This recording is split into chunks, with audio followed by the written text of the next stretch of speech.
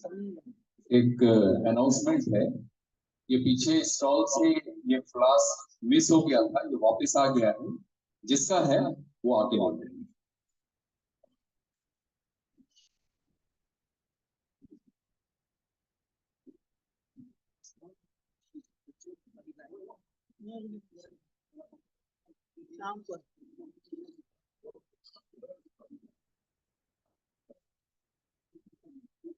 एक Bible misplace हो गई है, मीना गजबीये लिखा हुआ है बाइबल में। जिसके पास भी है ये यहाँ पर लाके दे देंगे।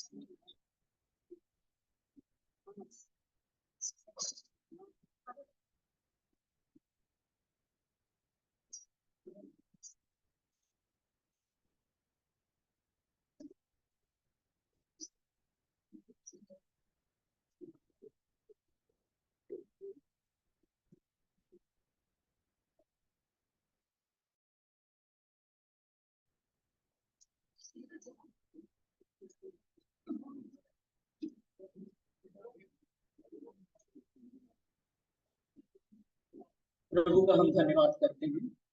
आइए हम प्रभु की स्तुति छत्तीसगढ़ी गीत के द्वारा उसकी महिमा और बड़ाई करें। प्रभु तुर वचन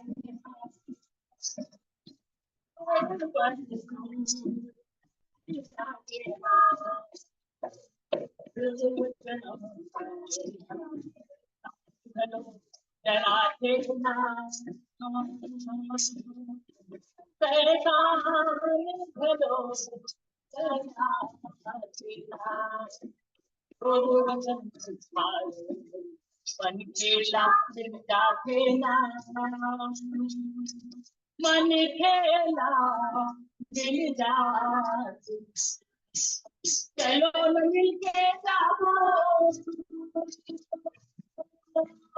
चलो न मिलके जाओ उधार के दर्द बताओ ना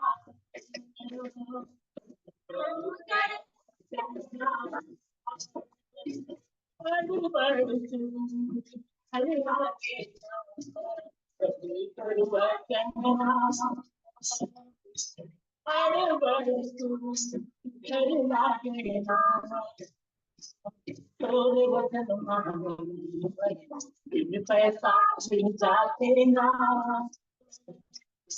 पैसा मिल जाते ना तोर करम मुक्ति पाते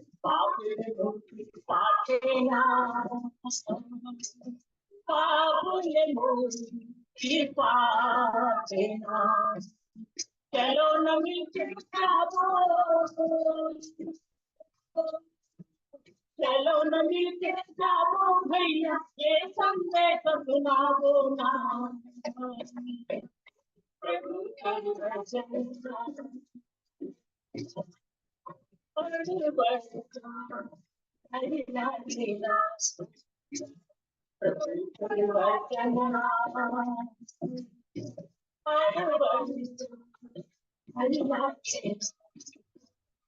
हम गाँव गली में जाबो हम वचन बोला सुनाबो हम गाँव गली में जाबो हम वचन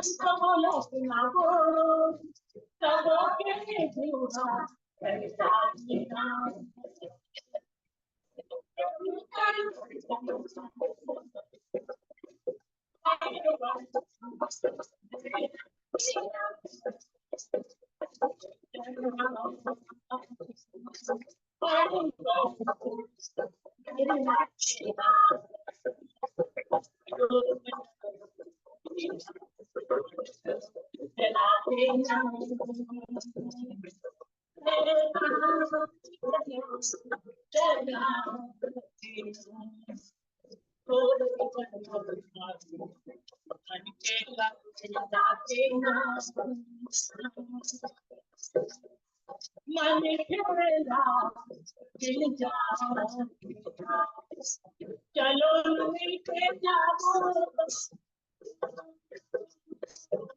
चलो मिलके जाओ, हाथी के तो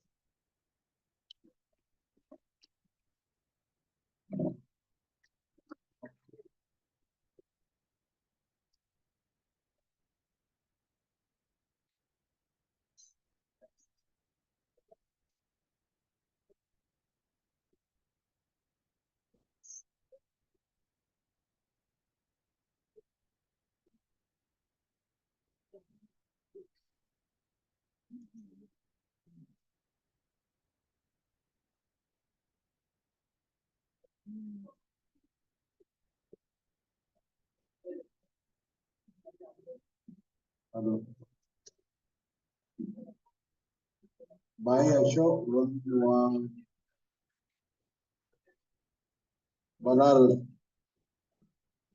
एक भोजपुरी गाना प्रभु की स्तुति में गाएंगे और उसके बाद मैरीना को अवसर होगा एक गीत के लिए और लवा मत देना दो करी दो करी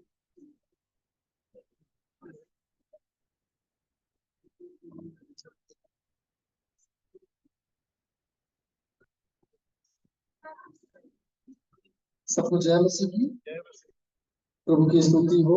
और मैं भोजपुरी में एक गीत गा करके प्रभु के नाम की महिमा करूंगा। ढोलक वाले भाई कहाँ गए?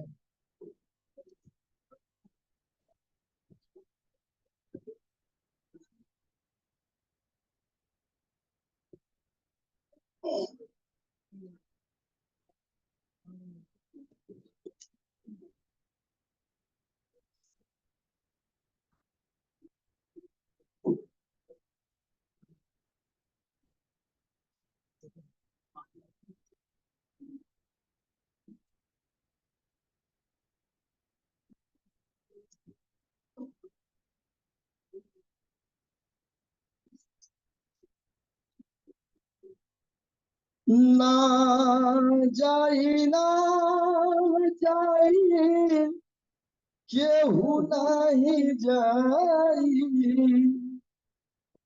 ना ना जाई केहू नहीं जाई केहू नहीं जाई ए भाई सरग में बिना यीशु के हो नहीं जाए। प्रभु यीशु मसीह कहते हैं कि मार्ग सत्य और जीवन में है और कोई रास्ता नहीं है प्रभु के पास जाने के लिए। ना जाई केहू नहीं जाई ना जाई केहू नहीं जाई केहू नहीं जाई ए भाई सरग में विराजे भोला ससुर में विराजे भोला।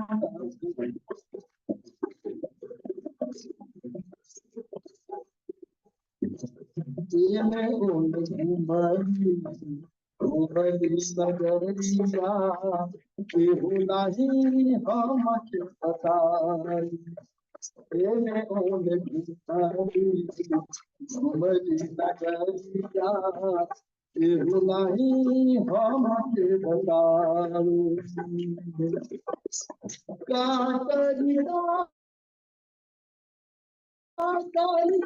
कवनो पाई कागरी कवनो पाई कवनो पाई भाषी सरग में विराजे सरग में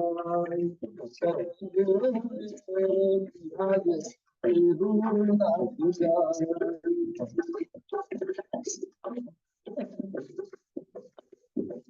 जंगल पहाड़ बुझी हमर छिया लौके ना कौनो पाई।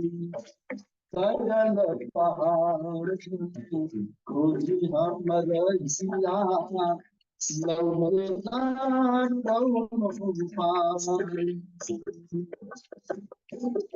सुन बाटे कौआ अनहर बाटे दुनिया सुन लगे जौआ अनहर लगे दुनिया केहू ना उपाय बताई।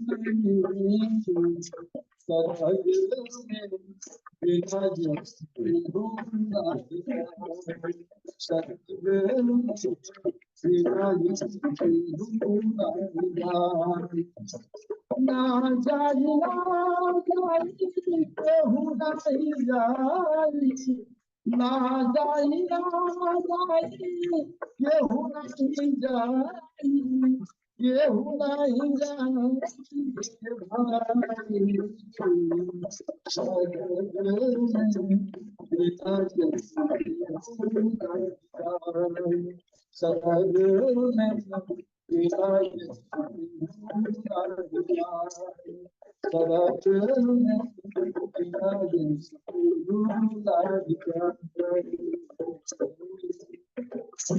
बोलिए यीशु मसीह जी। धन्यवाद।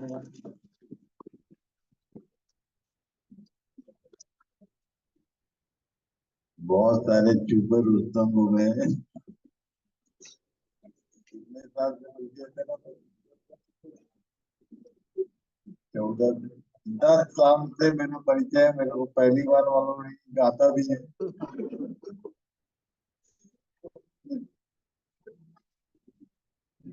तो हमारे मेरे आदरणीय मामा डॉक्टर सादिक कुमार के साथ हम लोग ये मेरीना की स्तुति गान के बाद हम लोग प्रश्नोत्तरी में एंटर करेंगे।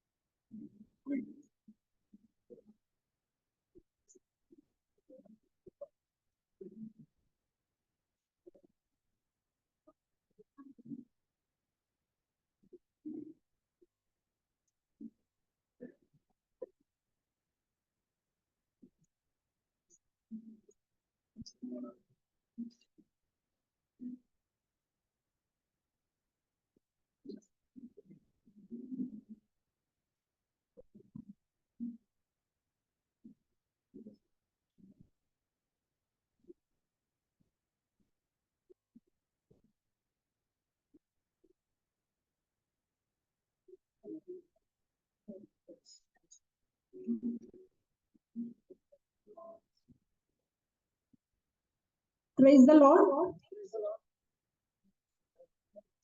जो गीत हम गाना चाह रहे हैं वो भजन संहिता 102 पर आधारित है। परमेश्वर की महिमा हो इस गीत के द्वारा।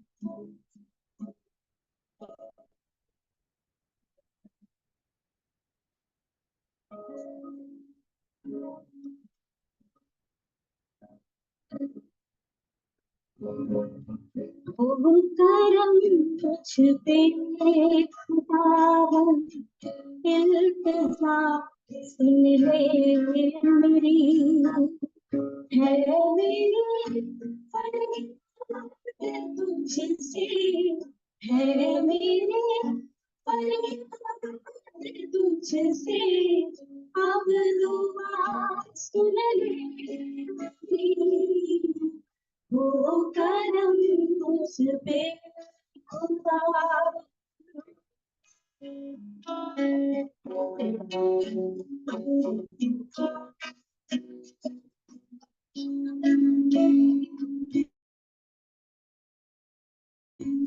जब बतलाए तो मुझसे ना बुला, मुँह छुपा,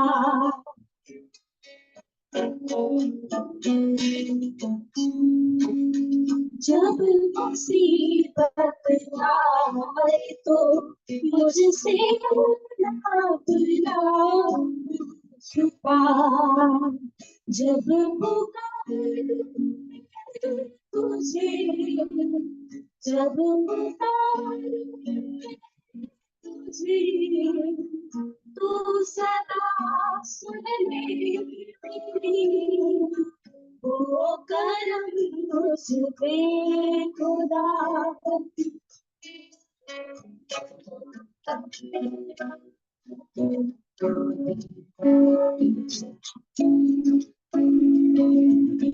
जिंदगी के दिन उड़ जाते हैं जैसे के धुआं,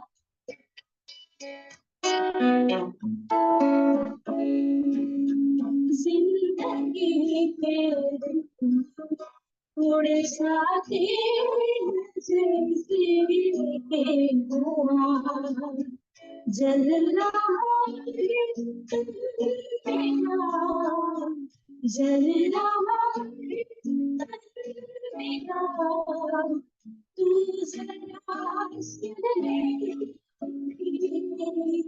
ओ करम तुझ पे खुदावन, इल्तिजा सुन ले, है मेरी तुझसे, है मेरी फरियाद तुझसे, अब दुआ सुन ले मेरी, वो करम तुझ पे खुदावन।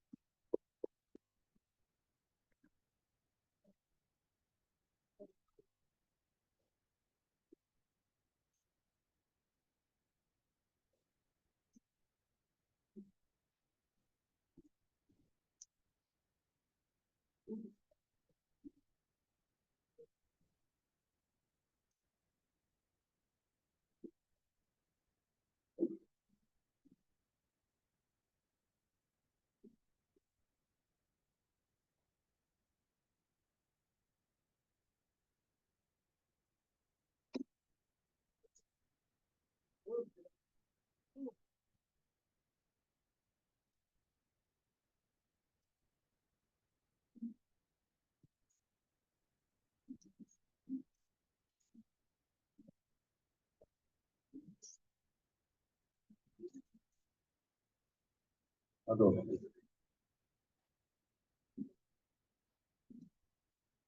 बहुत बहुत जगह खाली हो गया सामने, यदि कुछ लोग कुर्सी रोड के नीचे बैठ सकते हैं तो अच्छा होगा। पीछे बहुत ज्यादा भीड़ होगी, तो जितने लोग जो कुर्सी छोड़ के गद्दे पे बैठ सकते हैं, प्लीज कम फॉरवर्ड।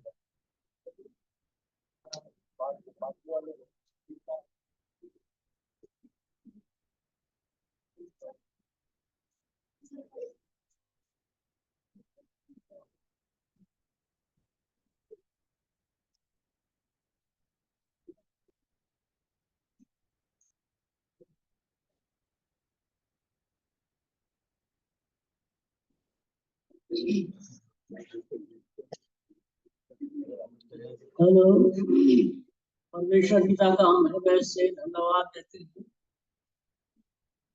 यह एक जो सेशन है बहुत ही महत्वपूर्ण है। बहुतों के जीवन में बहुत प्रकार से भिन्न भिन्न प्रश्न होंगे। सभी प्रश्नों का हल तो एक ही दिन में नहीं हो पाएगा, परंतु कुछ विचार, कुछ प्रश्न कुछ लोगों ने समझने के लिए, जानने के लिए हमारे पास भेजा है, और हमारे यहाँ कुछ एक्सपर्ट्स हैं जिनके द्वारा से उन प्रश्नों का उत्तर आज आपको मिलेगा, और इस प्रकार से हम आत्मिक आशीष को प्राप्त करेंगे। तो इसके पहले कि हम इसे प्रारंभ करें, मैं परमेश्वर के वचन से छोटा सा एक भाग जो प्रभु यीशु मसीह ने या प्रभु यीशु मसीह को चेलों ने कहा, जो भाग मिलता है मरकुस 4 अध्याय 1 वचन से लेकर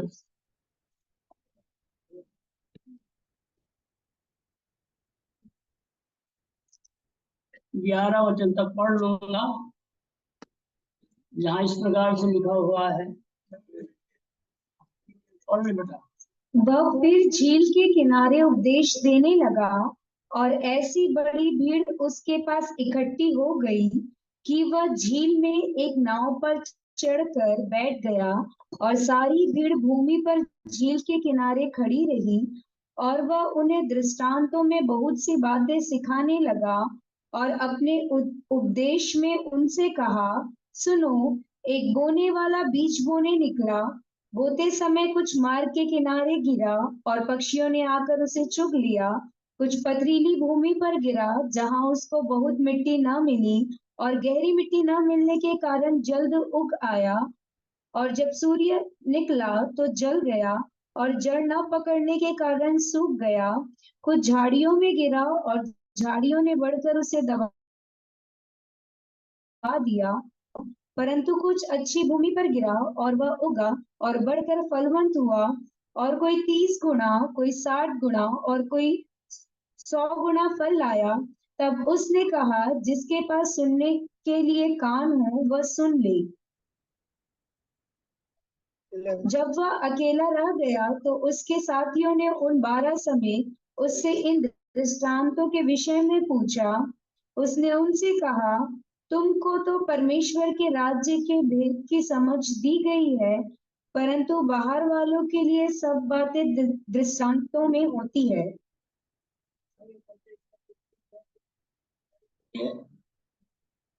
प्रार्थना करेंगे। यदि पिता परमेश्वर, हम आपका हृदय से धन्यवाद देते हैं इस महत्वपूर्ण सेशन के लिए, आपके महिमा में उपस्थिति के लिए धन्यवाद देते हैं प्रभु।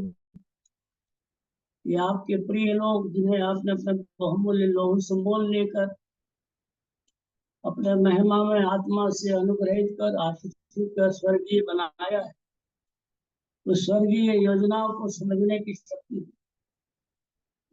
हमारा यह आराधना जो है तेरी महिमा का कारण बने, और यहाँ पर जितने भी बैठे हुए हर एक के जीवन को इस संगति के द्वारा से प्रभु आत्मिक लाभ मिले, उनको एक नया सोच मिले, ऐसा अनुग्रह किया।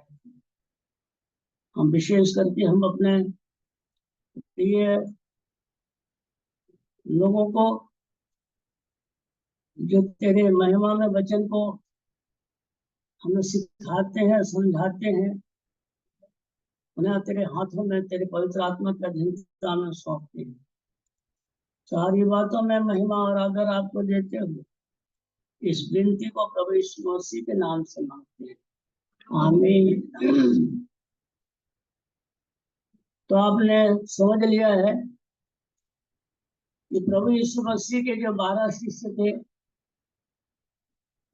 वो भी हमारे समान ही कमजोर थे, बुद्धिहीन, नासमझ, और इसलिए प्रभु यीशु मसीह के पास आकर के उन्होंने पूछा, ये हमको समझ में नहीं आया, आप क्या दृष्टांत बोला, इसका क्या अभिप्राय है। तो प्रभु ने उनको समझाया। इसी प्रकार से आज हमें बहुत सी बाइबल की बातें, बहुत से बातों का अर्थ समझ में नहीं आता। बहुत प्रकार के प्रश्न हमारे दिमाग में उठते हैं, परंतु आज वो समय है कि हम उन प्रश्नों का सही ढंग से विवरण सुन सकें, उत्तर सुन सकें और अपने मन को संतुष्ट करके अपने जीवन को आशीषित कर सकें। समय को देखते हुए या समय के लिए मैं कहूँगा कि यहाँ पर क्या है, हमारे जितने एक्सपर्ट्स हैं, मैं सबों से आग्रह करूंगा कि आ करके अपने अपना स्थान को ग्रहण करें। मैं नाम पढ़ूंगा और हमारे आदरणीय लोग आकर के कुर्सियों में बैठेंगे। Pastor Rajesh Gardia, pastor Dinesh Patel, Peter, reverend Patel, pastor Anthony Masih, brother Mohan दास,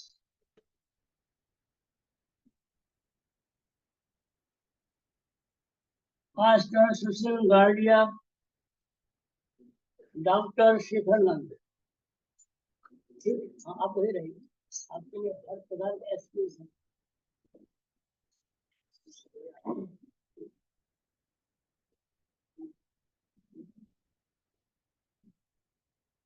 तो इस प्रकार से हमारे एक्सपर्ट्स आ चुके हैं और हम अपने विषय में जाएंगे। हर एक के पास प्रश्न पहुंच चुका है। उस प्रश्नों का उन्होंने अपने आप में परमेश्वर की आत्मा की अगुवाई में, परमेश्वर के वचन की सहायता से वो तैयारी कर चुके हैं और आपके सामने में आकर के वो प्रश्न को पढ़ेंगे और उसका उत्तर आपको समझाएंगे। तो अवसर है पहला, पास्टर राजेश।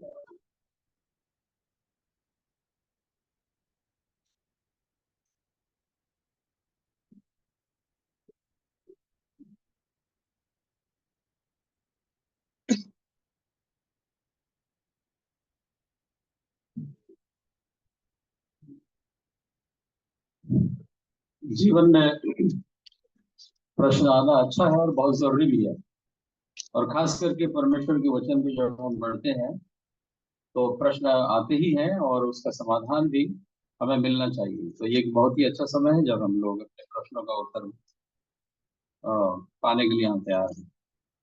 मेरे पास जो प्रश्न है, क्या पूर्वजों के पाप का श्राप हम पर आता है और उसको कैसे तोड़ें? क्या पूर्वजों के पाप का श्राप हम पर आता है? कई इस पर पुस्तकें भी हैं, पाप का श्राप कैसे तोड़ें करके। कई ऐसे सेवक हैं जो आते हैं और पूर्वजों के या जो हमारे पीढ़ी के, जो पुराने पीढ़ी के लोग हैं, उनके कारण से, उनके पाप के कारण से हमारे ऊपर में कोई श्राप है और उसको तोड़ना है, इस प्रकार से वो प्रार्थना भी करते हैं। लेकिन क्या मसीहों को ऐसे प्रार्थना करनी चाहिए? ये प्रश्न है। क्या ये प्रश्न आपको समझ में आया है? पूर्वजों का मतलब हमारे जो बाप दादे हैं, यदि कोई पाप किया है तो उनका भी पाप का श्राप हमारे ऊपर में, हमारे पीढ़ी में आ जाता है, ऐसा लोगों का मानना है। लेकिन वचन में भी है इस प्रकार की बातें। तो इसी पर मैं बोलने जा रहा हूँ। और पूर्वजों का पाप, ये जो है एक वचन हमको मिलता है, नीति वचन निर्गमन, और उसका 20 अध्याय और उसका 5 पद। तू उनको दंडवत न करना और न उनकी उपासना करना, क्योंकि मैं तेरा परमेश्वर यहोवा जलन रखने वाला परमेश्वर हूँ, और जो मुझसे बैर रखते हैं उनके बेटों, पोतों और परपोतों को भी पितरों का दंड दिया करता हूँ। ओके, सिर्फ 5 पढ़ा है, शायद 7 पढ़ दीजिएगा। और जो मुझसे प्रेम रखते और मेरी आज्ञाओं को मानते हैं उन हजारों पर करुणा किया करता हूँ। Okay, thank you. तो यहाँ पर हमने पढ़ा कि परमेश्वर जो है पितरों का जो पाप है उसका जो दंड है वो नीचे की पीढ़ी को भी देने जा रहा है, ये हमने पढ़ा निर्गमन में। ठीक है, परमेश्वर के वचन में ये बात है। लेकिन एक और वचन भी हम पढ़े, व्यवस्था विवरण 24 का 16।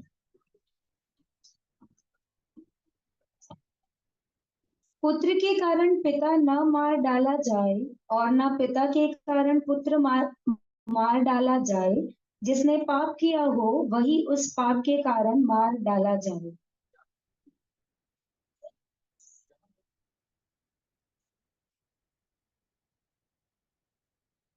देखिए यहाँ पर निर्गमन में जो हमने पढ़ा उसके बाद व्यवस्था विवरण में पढ़ा, दोनों में फर्क है, बल्कि कॉन्ट्रडिक्शन दिख रहा है। वहां पर परमेश्वर बोलता है कि मैं पूर्वजों का जो पितरों का पाप है उसका जो दंड है मैं पीढ़ियों को दूंगा, उनके बाल बच्चों को। लेकिन यहाँ पर हमने क्या पढ़ा कि पिता का जो दंड है वो पुत्र नहीं उठाएगा, है ना? फिर से पढ़ो बेटा। पुत्र के कारण पिता न मार डाला जाए और न पिता के कारण पुत्र मार डाला जाए। जिसने पाप किया हो वही उस पाप के कारण मार डाला जाए। जिसने पाप किया है वही पाप के कारण मार डाला। एक और वचन यहेजकेल उसका 18 अध्याय का 20 पर, यहेजकेल 18 का 20। जो प्राणी पाप करे वही मरेगा, न तो पुत्र पिता के अधर्म का भार उठाएगा और न पिता पुत्र का। धर्मी को अपने ही धर्म का फल और दुष्ट को अपनी ही दुष्टता का फल मिलेगा। ओके, तो वास्तव में निर्गमन में जो हमने पढ़ा उसका मतलब ये है कि इजरायली लोग मूर्ति पूजक हो जा रहे थे और वे अपने परमेश्वर को छोड़ करके अन्य जातियों के समान उनके ईश्वरों की उपासना करना शुरू करते थे। इससे परमेश्वर ने उन पर दंड की आज्ञा दी और परमेश्वर को मालूम है कि ये जो है इनके आगे की पीढ़ी के लोग भी यही करेंगे, और इसलिए परमेश्वर के वचन में ये आया कि तुम्हारे पीढ़ियों को भी वो दंड दूंगा। लेकिन वास्तव में दंड उसी को ही मिलेगा जो पाप करे, उसके आगे की पीढ़ी के लोग भी ऐसा ही करेंगे, परमेश्वर को मालूम था, इसलिए निर्गमन में ये बातें आएंगी। ये ओल्ड टेस्टामेंट में, ये पुराने नियम में। लेकिन जब हम नए नियम में आते हैं तो नए नियम में सिनारियो जो है वो पूर्ण रूप से बदल जाता है ना? नए नियम में हम क्या पढ़ते हैं? 2 कुरिन्थी 5 का 17। इसलिए यदि कोई मसीह में है तो वह नई सृष्टि है, पुरानी बातें बीत गई है, देखो सब बातें नई हो गई हैं। जो मसीह में है वो नई सृष्टि है, पुरानी बातें बीत गई। मतलब सब कुछ जो कुछ भी है, चाहे बाप दादों का भी क्यों ना हो, यीशु मसीह पर विश्वास के द्वारा सारे पाप जो है हमारे धुल जाते हैं। यही बात हम पहले यूहन्ना उसके पहले अध्याय के 5 पद में भी पढ़ते हैं या 7 पद में कि यीशु मसीह का लहू जो है हमें सब पापों से शुद्ध कर देता है। एक और वचन पढ़ेंगे गलातियों की पत्री 3 का 13, गलाती 3 का 13। मसीह ने जो हमारे लिए शापित बना हमें मोल लेकर व्यवस्था के शाप से छुड़ाया, क्योंकि लिखा है जो कोई काट पर लटकाया जाता है वह शापित है। यीशु मसीह ने हमें व्यवस्था के श्राप से छुटकारा दे दिया है, प्रेज़ द लॉर्ड। और इसलिए अब हमें किसी प्रकार से भयभीत रहने की जरूरत नहीं है। अरे हमारे पुराने जो पूर्वज हैं थे उन लोग इस प्रकार के सच्चे ईश्वर को नहीं जानते थे, इस प्रकार के उपासना किया करते थे और ऐसे ऐसे काम किया करते थे, कहीं उनका तो दंड हमको नहीं मिल रहा है। कई बार लोगों के अंदर में इस प्रकार की शंकाएं आती हैं जब कोई दुख तकलीफ होता है, कहीं जब कहीं भी कोई बीमार पड़ता है या उनके घर में कहीं पर लगातार कहीं पर कुछ लोगों की मृत्यु हो जाती है, तो वो ये सोचना शुरू करते हैं कहीं ऐसा तो नहीं है। जो मसीह यीशु में है वे नई सृष्टि है। जिन्होंने यीशु मसीह को पर विश्वास किया उसने उन्हें परमेश्वर के संतान होने का अधिकार दिया। और जब हम परमेश्वर के संतान हो गए तो सब श्राप और सब पाप जो है समाप्त हो गए हैं। अब हम परमेश्वर के संतान हैं और परमेश्वर ने अपने आत्मा को दिया है, पवित्र आत्मा, और पवित्र आत्मा हमारा संचालन करता है। और इसलिए यीशु मसीह जो हमारे लिए श्राप बना, हमें सब प्रकार के श्राप से उसने छुटकारा दे दिया है। और इसलिए हमें अब भयभीत रहने की जरूरत नहीं है, बल्कि अब हम स्वतंत्र हो गए हैं और इसलिए हमें आनंद के साथ प्रभु की संगति में आगे बढ़ने की जरूरत है। प्रभु हमारी सहायता करें।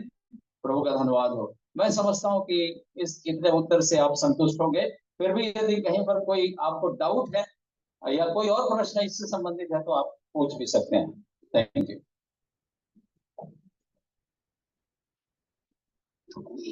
बहुत धन्यवाद पास्टर लाडिया के लिए।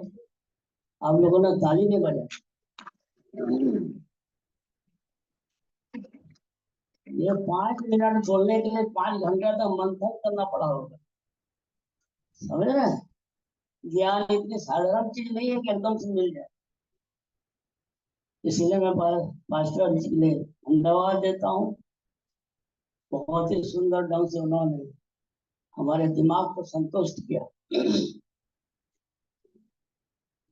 एक चीज को मैं बोलना चाह रहा हूँ, क्योंकि हमारे पास समय की कमी है, इसलिए प्रत्येक हमारे एक्सपर्ट्स जो है एक प्रश्न के पीछे से 5 मिनट का उत्तर रखेंगे, आंसर देंगे। तो दूसरा नाम आता है पास्टर डेनिस पीटर।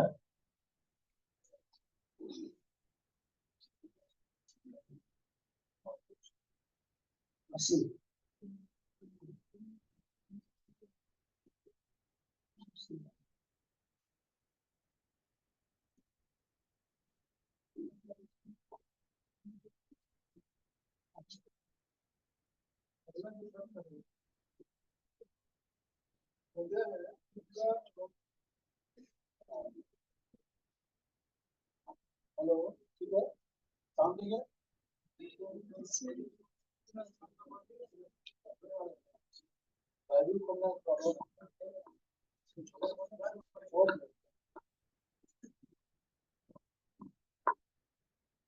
तो आपका जो अगला प्रश्न है कुछ ज्यादा हो गया साउंड।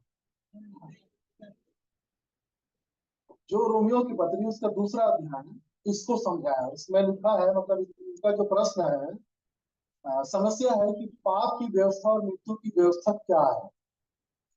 पाप की व्यवस्था और मृत्यु की व्यवस्था क्या है। अब हमारे पास 4 मिनट और जी हाँ, रोमी 8 को तो पढ़ दीजिए प्लीज। क्योंकि जीवन की आत्मा की व्यवस्था ने मसीह यीशु में मुझे पाप की और मृत्यु की व्यवस्था से स्वतंत्र कर दिया। तो जो प्रश्न है वो ये है कि कृपया पाप की व्यवस्था और मृत्यु की व्यवस्था क्या है। वो जो आप सुन रहे हैं और इसमें जो प्रश्न है कि पाप की व्यवस्था और मृत्यु की व्यवस्था क्या है। देखिए, पाप और मृत्यु की व्यवस्था, पहला परिचय, पाप किसको कहते हैं, पाप किसे कहते हैं। तो पहले तो आपको परिचय होना चाहिए कि पाप क्या है। तो साधारणतः जो पाप का परिचय है वो गाली, झूठ, चाली, चुगली, छल, कपट, क्रोध, बैर, जलन, ईर्ष्या, और इसको अगर हम एक शब्द में कहें तो परमेश्वर के आज्ञा के उल्लंघन को पाप कहते हैं। अब इसकी गणना है। अब उसके बाद जो दूसरी बात आ रही है कि ये जो पाप की व्यवस्था है, और ये व्यवस्था कहां से आ गई। ये जो व्यवस्था है इसका उद्गम हुआ उत्पत्ति की पुस्तक में। एक आज्ञा आई, परमेश्वर ने आदम और हवा को एक आज्ञा दिया कि भाई इस जीवन के वृक्ष के फल को, माफ करिए, भले या बुरे के वृक्ष के फल को आप नहीं खा सकते। दूसरा कोई आज्ञा थी क्या आदम के लिए? कोई आज्ञा नहीं थी। और तब शैतान आया और शैतान आके उनको आज्ञा के द्वारा बहकाना शुरू किया। और कहां से शुरू किया? जब आप तीसरे पद में जाएंगे, तीसरे अध्याय में या दूसरे अध्याय में 5 पद से जब आप देखेंगे तो बार्गेनिंग शुरू हो जाता है। क्यों भाई, क्या कारण है कि नहीं खा सकते और क्यों नहीं खा सकते।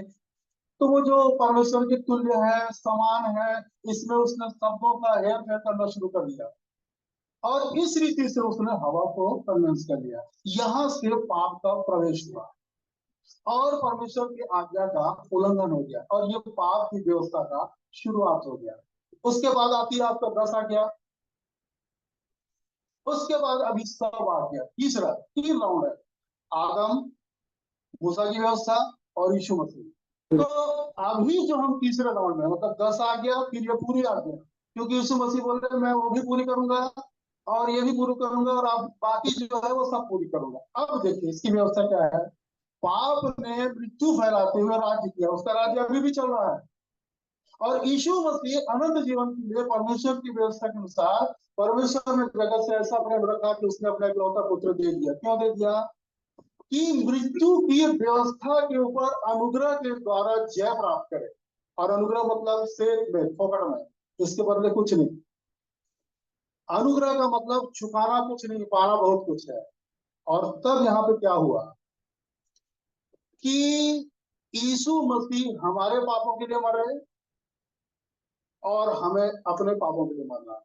ये जो आपका बपतिस्मा है, बपतिस्मा का जो ओरिजिनल मीनिंग है वो ये है कि पाप की जो क्रूस में मरी। गलातियों की पत्री 5 अध्याय जो 24 पद में आप पढ़ते हैं, जो इस समय नहीं है कि बहुत से पदों को पढ़वाया जा सके, तो इसमें लिखा है वे ही मसीह यीशु के हैं जिन्होंने शरीर को लालसाओं और अभिलाषाओं समेत क्रूस पर चढ़ा दिया है। लालसा मतलब इच्छा, अभिलाषा मतलब पूर्ति। गाली देने की योजना लालसा है, गाली दे दिए वो अभिलाषा है, पूरी हो गई। चोरी करने की योजना लालसा है, चोरी आप शुरू कर दिए वो अभिलाषा हो गया, मतलब ये योजना और उसकी पूर्ति। व्यभिचार करने की योजना और व्यभिचार कर दिया, ये 2 भाग में डिवाइड हो गया। और ये सब के लिए एक योजना स्वर्ग से आती है, मन फिराओ क्योंकि स्वर्ग का राज्य निकट आ गया। अब यहाँ से शुरू हो गया यीशु मसीह का साम्राज्य। तो आप उसमें प्रवेश कर गए मन फिराने में। तो मन फिराने में जब आप प्रवेश किए तो पहला फायदा क्या हुआ? पहला फायदा यही हुआ कि आपने अपने आप में ये कमेंट किया या बोला कि मैं अब ये काम नहीं करूंगा, और उन्हीं कामों को लेके आप उसमें चढ़ गए, पाप को। और जब आपका पाप मर गया तो उसी का जो दफन क्रिया हुआ उसी को बोलते हैं बपतिस्मा। और वहीं से अब आप जो पहले गाली देने के लिए जी रहे थे, झूठ बोलने के लिए जी रहे थे, क्रोध करने के लिए जी रहे थे, ईर्ष्या करने के लिए जी रहे थे, और बहुत आसानी से जी रहे थे। और यीशु मसीह और ये पवित्र वचन के आने के बाद समझ में आया कि ये गाली देना आपको कहाँ ले जा सकता है, क्योंकि आपका उद्गम, आपकी सृष्टि गाली देने के लिए नहीं हुई। परमेश्वर ने आपको पाप करने के लिए नहीं बनाया है, वरन अपनी इच्छा और अपने आज्ञा के लिए बनाया है, और उस लाइन में आप सेट किए गए। और तब ये जो पाप की व्यवस्था है ये वहीं पे मरती है, क्रूस में। और वहीं से मरने के बाद एक जीवन शुरू होता है कि तू अब जो पहले गाली देने के लिए जीता था अब गाली नहीं देने के लिए जिएगा। तू जो पहले झूठ बोलने के लिए जीता था अब तू झूठ बोलने के लिए नहीं जिएगा। और यहाँ पे आपकी स्वीकृति होती है, मतलब आप स्वीकार करते हैं और स्वर्ग आपका सहयोग करना शुरू करता है। और तब बहुत आखिरी में हम पढ़ेंगे कि ये आत्मा कैसे काम करता है। रोमियो की पत्री 8 अध्याय जब आप 12 पद को पढ़ते हैं उसमें क्या लिखा हुआ है? इसलिए हे भाइयों, हम शरीर के कर्जदार नहीं हाँ। कि शरीर के अनुसार दिन काटे। हाँ। क्योंकि यदि तुम शरीर के अनुसार दिन काटोगे तो मरोगे, यदि आत्मा से देह की क्रियाओं को मारोगे तो जीवित रहोगे। आपके पास ना तो कोई डॉक्टर है, ना वैज्ञानिक कोई सोर्स है, ना ही आयुर्वेद है, ना ही कोई जल है, और ना ही कोई योगा है जो आपको गाली से मुक्ति दिला दे, झूठ से मुक्ति दिला दे। केवल मुक्ति इस कारण से हो सकती कि आत्मा ही एक व्यवस्था है जो आपके क्रोध को, आपके दाग को, आपके जलन को, आपके ईर्ष्या को खत्म कर सकती है। दूसरा कोई भी चीज नहीं है। इसलिए बोला कि आत्मा से देह की क्रिया को मारोगे तो जीवित रहोगे। कौन सा जीवित रहोगे? गाली नहीं देने के लिए, झूठ नहीं बोलने के लिए, क्रोध नहीं करने के लिए, ईर्ष्या नहीं करने के लिए। और तब उस मन फिराने की गवाही आपके जीवन में, उस बपतिस्मा की गवाही आपके जीवन में, उस यीशु के लहू से खरीदे जाने की गवाही आपके जीवन में, और उस लहू से धोए जाने की गवाही आपके जीवन में। और तब ये जो संगति है और ये जो आपके दास और भक्त हैं, इनके द्वारा जो आप में मेहनत किया गया उसकी गवाही आपके जीवन में। तो कौन किससे पूछेगा? मैंने मुझसे पूछा कि मसीह में ये सारे काम में मैं कहां तक हूं। क्या मैं गाली दे रहा हूं अब तक? क्या मैं क्रोध कर रहा हूं अब तक? ये आपको आपसे पूछना है, उत्तर भी आप देंगे, क्योंकि किसने किससे पूछा है? मैंने मुझसे पूछा है, तो मेरे लिए तो कोई पीछे वाला उत्तर नहीं देगा ना, मैं आगे वाला उत्तर नहीं देगा। इसलिए मसीह की जो व्यवस्था है, ये पाप और मृत्यु की व्यवस्था से आपको स्वतंत्र करेगी। बहुत ढेर सारा पद है, सत्य को जानोगे सत्य को भी स्वतंत्र करेगा। और भी बहुत ढेर सारे पदे हैं जिनको हम ला सकते हैं। और उसका धीरे धीरे ये है, जैसे लिखा है कि तुम मसीह की पत्री हो। तो भाई यहाँ पे कोई, जैसे आजकल हम देखते हैं बहुत से टावेल है, चादर है, जिसमें राधे राधे कृष्ण कृष्ण रामा रामा लिखा रहता है, क्या मसीह मसीह लिखे रहेगा? या बाइबल प्रिंट रहेगा? नहीं। आपका चरित्र, आपका स्वभाव, आपकी मृत्यु, जो आप पहले कुरिन्थी 11 अध्याय में पढ़ते हैं कि इसके खाने और पीने से अब तुम उसकी मृत्यु का प्रचार करते हो। मतलब गाली के लिए मर चुके हैं आप, झूठ के लिए मर चुके हैं आप, क्रोध के लिए मर चुके हैं आप, उसका प्रचार आपके जीवन से होने की वही पत्री है, याद रखिए। बाकी किसी का कोई कीमत नहीं कि गाना कितना गा रहे थे, कन्वेंशन में कितना आ रहे थे, रुपया कितना दिया, सम्मिलित कितना हो, कितना हुए, कितना मुस्कुराए, कितना नहीं मुस्कुराए। ये तो एक ही चीज है, हमें उसके काम भी जिनको कर लेना वाले और आता ना वाले। यह ना उसका 4 प्रकाशित वाक्य 3 के दर बोलता है, मैंने तेरे किसी भी काम को अपने परमेश्वर की मदद पूरी नहीं पाया। पहला काम, दूसरा काम, तीसरा काम, चौथा काम, ये सब बटा हुआ है। और इन सबको आपको पूरा करना है, और तब आप मृत्यु की व्यवस्था से अलग होंगे और यीशु मसीह के जीवन की व्यवस्था आपके ऊपर काम करेगी। तो मैं समझता हूँ इतना काफी समय के अनुसार। सो प्रश्न वाले का भी धन्यवाद। मुझे प्रश्न का आंसर देने के लिए बुलाया गया, इसके लिए भी धन्यवाद। और यदि आप समझ गए तो धन्यवाद, नहीं समझे तो मेरा नंबर है 8319550618। Okay, thank you. बहुत बहुत धन्यवाद।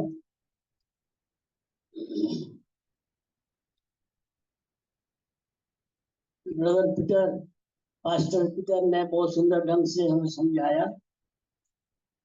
एक बहुत बड़ा प्रॉब्लम लोगों में यदि है तो वो समस्या हल हो गई, क्योंकि प्रभु यीशु मसीह के लोहू के द्वारा हमें सब पापों से छुटकारा और क्षमा मिल चुकी है। अब मैं आमंत्रित करता हूँ रेवरेंड पटेल, आप आइए।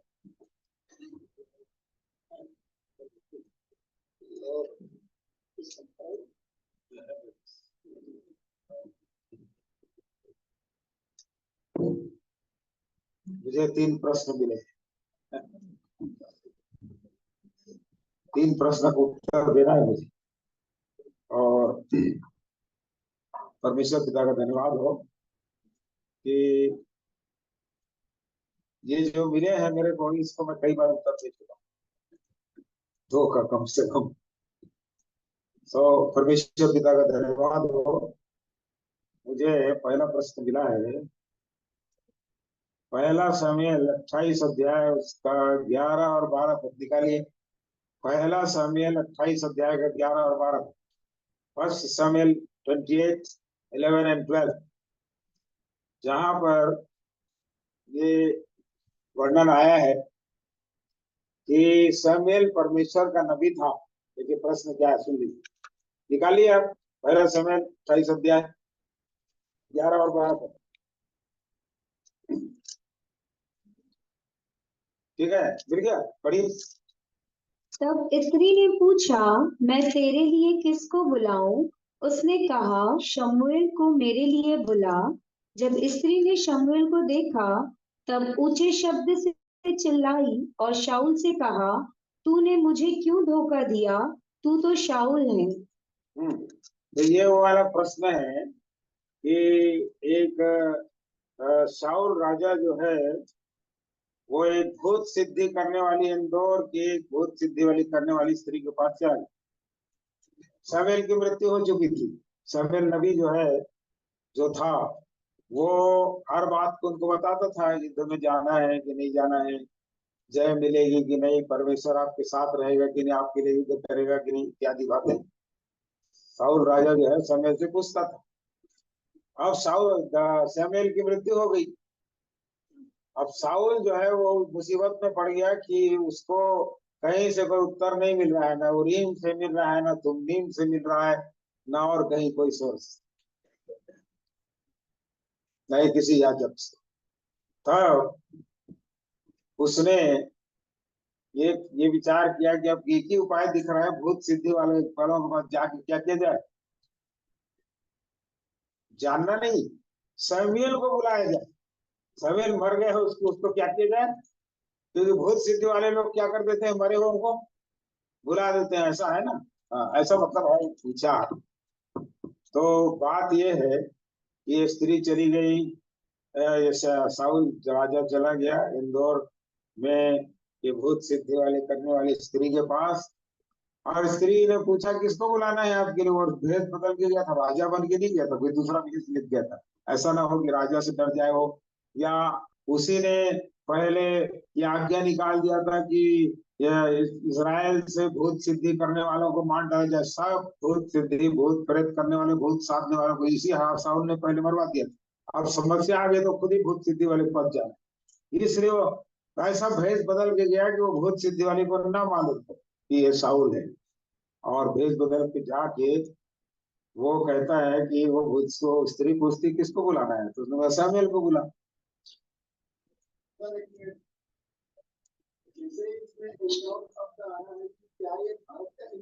नहीं नहीं नहीं, वो इसराइल देश का इंदौर नहीं है, इंदौर, इंदौर इंदौर नहीं है।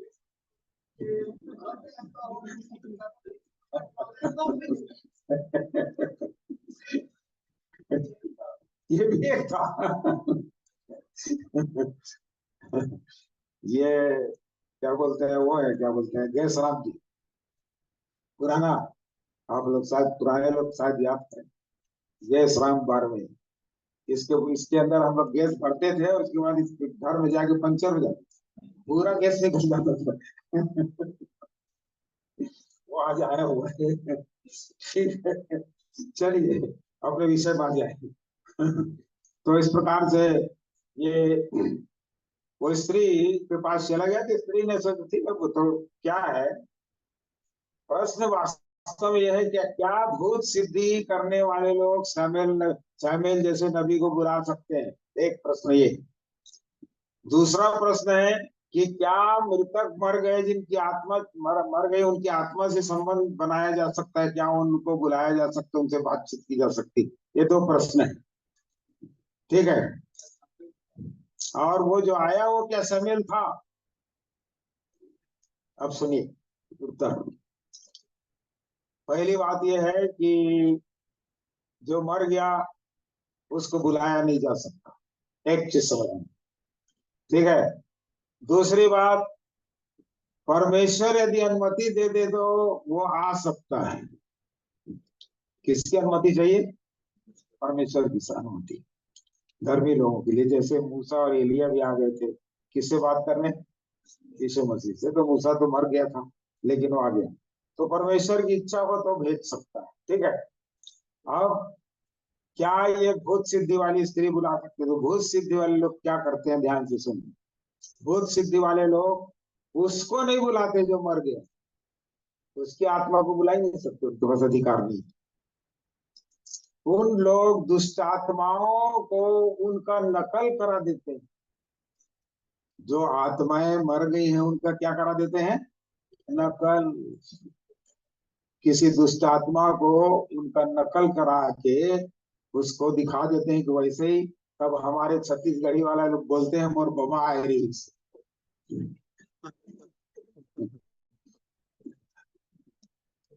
मोर बमा आए रही। ऐसा कुछ नहीं होता, दुष्टात्मा का नकल है सब। भूत सिद्धि जादू टोने तंत्र मंत्र वाले लोग आप कभी विश्वास मत कीजिए, ये सब नकल है दुष्टात्माओं का, ठीक है, समझ में आया? आर्टिफिशियल आर्टिफिशियल इंटेलिजेंस भी निकल गया, वो भी ऐसा कुछ हो रहा है इसके द्वारा। तो इन सब बातों पर हमें विश्वास नहीं करना है, एक इसको खारिज कर नहीं आ सकता। दूसरी बात, वो जो व्यक्ति, वो स्त्री जो बुलाई थी, वो क्या सचमुच शामिल था, ये प्रश्न है। तो हाँ, वो सचमुच शामिल था। क्यों? स्त्री ने सोचा था जब उसने अपना तंत्र मंत्र लगाया तो शामिल का नकल करा दूंगी किसी को बुला के, लेकिन शामिल ही आ गया। परमेश्वर ने किसको भेज दिया? शामिल को ही भेज दिया। तब वो स्त्री क्या करने लग गई? डर गई, भयभीत हो गई, चिल्लाने लगी, क्योंकि उसका तो कुछ दूसरा विचार था। परमेश्वर ने सोचा कि परमेश्वर ने शामिल को ही भेज दिया, तो वो खुद ही डर गई भयानक, और चिल्लाने लगी। और तब वो देख रही, उसको बोले, तू सचमुच में तू तो शाऊल है, शाऊल राजा है। अब वो बोलता कोई बात नहीं, कैसा दिख रहा है वो व्यक्ति? तो वो पृथ्वी के नीचे से बागा पहना हुआ व्यक्ति क्या हो रहा है? चला आ रहा है। तो वास्तव में पुराने नियम में संत लोग जो है, पवित्र लोग जो है, मरते थे तो कहाँ जाते थे वो लोग? स्वर्ग लोक में। ठीक है, हाबिल से लेकर के जो बपतिस्मा वाली, वो डाकू तक जो यीशु मसीह के साथ मरा, जिसको यीशु ने कहा कि आज ही तू मेरे साथ कहाँ जाएगा। तो हाबिल से लेकर के वो डाकू तक यीशु के साथ जो स्वर्ग लोग गया, वो सब नीचे जाते, धर्मियों के रखने के स्थान था ये स्वर्ग लोग जिसको कहा जाता है। और उसी के बाजू में अधोलोक भी था, और एक दूसरे को देख भी सकते हैं, एक दूसरे से बात भी कर सकते हैं, लेकिन बीच में गढ़ा है जिसको पार करके इधर से उधर नहीं जा सकते। जैसे कि लूका 16 अध्याय में इब्राहिम ने बताया, वो धनवान से, धनवान और इब्राहिम वाली बात, वो प्रश्न भी मेरे पास आया हुआ है, उसको भी बताऊंगा। ठीक है, तो इस प्रकार से वो परमेश्वर ने अनुमति दे दी शामिल को, तो स्त्री ने नहीं बुलाया, जादू टोना वाली ने, वो तो खुद ही डर गई शामिल को देख। वो तो परमेश्वर की अनुमति से क्या हो गया? आ गया, और आके साउल से बात किया उसने, क्यों बुलाया तूने मुझे? बोला मुझे युद्ध करने जाना है, कोई कुछ मेरे को समझ में नहीं आ रहा है, इसलिए मैंने आपको बुलाया। तो उसने बताया ठीक है, कुछ कुछ जो उसको बोला तू जा, और उसके बाद ये भी बोल दिया आज ही, क्या बोला, कितने घंटे के अंदर है, कुछ बोला है उसने, कल तक तू और तेरे पुत्र मेरे साथ होंगे, सब बोल दिया। इसका मतलब तुम लोग भी मर गए, कहाँ जाओगे कल तक? यहीं आ जाओगे, या तो स्वर्ग लोक में या अधोलोक में, बाजू में एक दूसरे को देख लेंगे हम, ऐसा बोल के चल गया। और युद्ध में सचमुच में फलिस्तियों के साथ युद्ध हुआ, और फलिस्तियों ने शाऊल को और उसके 3 पुत्रों को क्या कर डाला? मार डाला। तो इस प्रकार की बात ये है, ये पहले प्रश्न का उत्तर है। ठीक है, संतुष्ट कि नहीं? और कोई प्रश्न इससे संबंधित? एक बात। दूसरी बात, आगे बढ़ो कि ये पूरा हुआ कि नहीं हुआ? हो गया। एक दूसरा है, एक दुष्ट आत्मा से पीड़ित व्यक्ति को से है जो अपने को घायल करता है, कभी हाथ काटता है, काट लेता है, कभी दीवार पर पैर मारता है, कभी बेहोश हो जाता है, हो जाना, ये सारी बातें हो रही। और जब प्रार्थना करते हैं तो वह उस समय ठीक हो जाता है कुछ देर की, और फिर कुछ देर के बाद वैसी हरकत करने लगता है। तो कृपया इसको अच्छी तरह समझाइए। अधिकार के साथ डांटने, निकल जाने की आज्ञा देने के बाद भी उस समय तो निकल जाता है, पर बाद में फिर से वैसे ही उसकी स्थिति हो जाती है। तो इसका उत्तर तो यीशु मसीह ने दे दिया। जब दुष्टात्मा मनुष्य में से निकल जाती है तो क्या करती है? हाँ, लूका उसके 11 अध्याय और उसके 24 पद से पढ़ी। लूका 11 और 24। जब अशुद्ध आत्मा मनुष्य में से निकल जाती है तो सूखी जगहों में विश्राम ढूंढती फिरती है, और जब नहीं पाती तो कहती है, मैं अपने उसी घर में जहां से निकली थी लौट जाऊंगी और आकर उसे झाड़ा बुहारा और सजा सजाया पाती है, तब वह जाकर अपने से बुरी 7 और आत्माओं को अपने साथ ले आती है और वे उसमें बैठकर वास करती है और उस मनुष्य की पिछली दशा पहले से भी बुरी हो जाती तो है। इसका उत्तर यह है, दुष्ट आत्मा निकला उसको तुरंत पवित्र आत्मा से भर दो, खाली स्थान मत रहने दो। दुष्ट आत्मा निकला उसको तुरंत किससे भर दो? पवित्र आत्मा या वचन से भर दो। मसीह के वचन को अपने अंदर अधिकाई से क्या करने दो? बसने दो। वचन यदि लबालब भर जाएगा मुहामुह पूरा, तो अप टू द ब्रिम, तो जगह खाली नहीं रही। और थोड़ी सी भी जगह खाली हो गई तो खाली जगह किसका होता है? ये तो वो तो दुष्ट आत्मा वाली बात बता रहा है। ये प्रश्न पूछा है यहाँ तो जो धर्मी लोग हैं उनका भी जगह खाली हो जाता है, जब तो वहीं पर शैतान तो काम करना शुरू कर देता है, उनको भी गिरा देता है। खाली हुआ और शैतान आया। अब खाली होते रहते हैं वचन बता बता के, तुरंत भर दीजिए। एक ही उपाय, खाली नहीं रहना। खाली रहे तो शैतान का घर तैयार है, चाहे आप धर्मी है या तो इस प्रकार से ये दुष्टात्मा से ग्रसित व्यक्ति के लिए यीशु मसीह बोलते खाली हो गया तुरंत भर दो। उसको साफ हो गया, खाली हो गया, साफ हो गया। आप उसको वो ठीक से, शायद ये जो प्रश्न के अनुसार ठीक से निकला नहीं, ऐसा भी हो सकता है, लेकिन खाली हुआ तुरंत वचन से भरना शुरू कर दीजिए। अप टू द ब्रिम, मुंह भर कंप्लीट। और मुंह जब भर जाता है तो क्या होता है? जैसे यीशु मसीह ने कहा उसके काना नगर में दाखरस के लिए छेद हो, वो जो कमरे वो रखे थे खड़े, उसमें बोला कि उन मटकों में क्या कर दो? भर दो। उन्होंने भर दिया। उसके बाद बोला ढक्कन लगाया नहीं लगाया, ढक्कन लगा दो। और उसके बाद फिर बोला निकाल के ले जाओ। तो जब पूरा भर जाएगा पवित्र आत्मा का वचन मतलब जल, और जल जब पूरा भर जाता है कंप्लीट, तो जल के ऊपर आत्मा आ जाता है। जल के ऊपर क्या जाता है? पवित्र आत्मा। क्योंकि उत्पत्ति 1 अध्याय के 2-3 पद 2 पद में गहरे जल के ऊपर अंधियारा था और उस पर परमेश्वर का आत्मा क्या कर रहा था? जल के ऊपर मंडरा, इसलिए मंडरा रहा था कि पृथ्वी को नया रूप दे। तो जब आत्मा से आप जल से भर जाते हैं वचन से, तो पवित्र आत्मा आके आपको नया बनाने के लिए, नया रूप देने के लिए, आपके स्वभाव को बदल देने के लिए, आपको नया बना देने के लिए तुरंत आ जाता है और आकर आपको नया बनाना शुरू। इसलिए खाली स्थान हुआ और पवित्र आत्मा से क्या हो जाइए? वचन से भर जाइए। ठीक है, तो ये सब हरकत फिर से नहीं होगी। तीसरा प्रश्न है मेरा, मुझे जो दिन मिला है वो ये लूका 16 अध्याय का 19 पद। लूका 16 अध्याय 19 पद, जिसमें पढ़िए तो लूका 16:19 में क्या लिखा है? एक धनवान मनुष्य था जो बैजनी कपड़े और मलमल पहनता और प्रतिदिन सुख विलास और धूमधाम के साथ रहता था। लाजर नाम का एक कंगाल घाव से भरा हुआ उसकी देवड़ी पर छोड़ दिया जाता था और वह चाहता था कि धनवान की मेज पर के जूठन से अपना पेट भरे। ये कहानी का आप लोग जानते हैं, मतलब ये घटना, ये कहानी नहीं है। क्या है ये क्या है? घटना है, इसलिए नाम है। यीशु मसीह जब दृष्टांत बताते तो कोई नाम नहीं रहता था, एक बीज बोने वाला निकला, ऐसा है।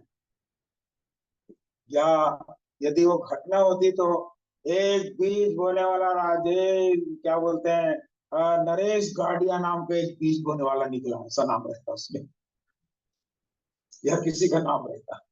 पर ये चूंकि दृष्टांत है, इसमें नाम नहीं। ठीक है, दृष्टांत में नाम वगैरह ये सब नहीं रहता, दृष्टांत होती है ना। पर किसी का नाम है, धनी का, उसका घर का सारी चीज वर्णन है, उसकी लाजर का नाम है। तो ये घटना ही यीशु मसीह के दिनों में, उससे पहले की घटना है कि ऐसी घटना हुई थी, 2 जन मरे थे, सच्ची घटना है। यीशु मसीह उसका वर्णन कर कैसा हुआ किसी नगर का नाम नहीं। एक धनी व्यक्ति था, 5-6 भाई थे, उसके, और बड़ा परिवार था, बड़ा परिवार, धनी परिवार, और एक इजरायली परिवार, वचन रखने वाला, जिसके घर में परमेश्वर का वचन है। धनी परिवार, 5 भाइयों का बड़ा लंबा चौड़ा परिवार, इजरायली परिवार, जिसके घर में परमेश्वर का वचन है। उनमें से बड़ा भाई मर के नरक चला गया, और 5 भाई भी क्या करने वाले हैं? जाने वाले। घर में बाइबिल है उसके बाद भी, ठीक है। तो वही वाला प्रश्न है, ये निर्धन, ये तो चला गया, खैर ठीक है, वो तो चला गया, उसको इब्राहिम ने कह दिया तेरे भाई लोग नहीं आ सकते, वो लोग, उनके पास वचन है, और वचन को पढ़े, बाइबिल है उसको पढ़े, तब वो मन फिराए, और तू तो नहीं मन फिराए, तो आ गए उन लोग बाइबिल पढ़ के मन फिराए, बचना है तो। ये इब्राहिम ने उत्तर दे दिया। तब ये प्रश्न पूछा गया है कि लाजर ने क्या धार्मिकता का काम किया, ऐसा थी वो स्वर्ग चला गया। अब सब लोग सोचोगे, देखो उत्तर दो, विचार करो, लाजर ने कौन सा धार्मिकता काम किया था, ये स्वर्ग चला गया, स्वर्ग लोग चला गया। धनी तो नहीं जा पाए, या उसके भाई लोग शायद नहीं जाए, लेकिन लाजर ने क्या किया?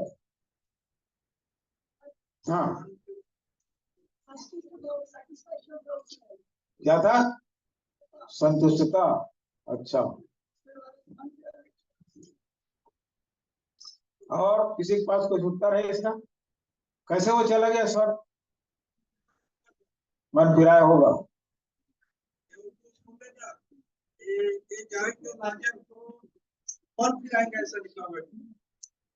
लाजर जी उठेगा तो उसके भाई लोग मन फिराए, तो लाजर मन फिराया होगा। अच्छा, मन फिराया था, कंफर्म है वो व्यक्ति कि लाजर ने क्या किया था? मन फिराया था। Very good. अच्छा ठीक, और बताइए, और क्या काम किया होगा लाजर ने कि वो चला गया इब्राहिम की गोद में? किसी के पास है कुछ? हाँ, ऐसा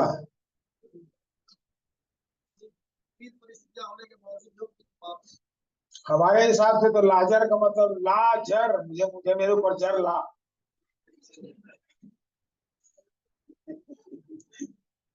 हमारे हिसाब से लाजर, मुझे जर से क्या कर दे, ग्रसित कर दे, लाजर। हाँ, हाँ,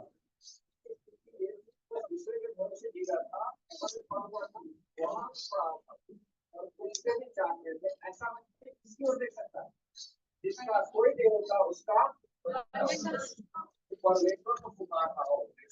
ये सब उत्तर सही है।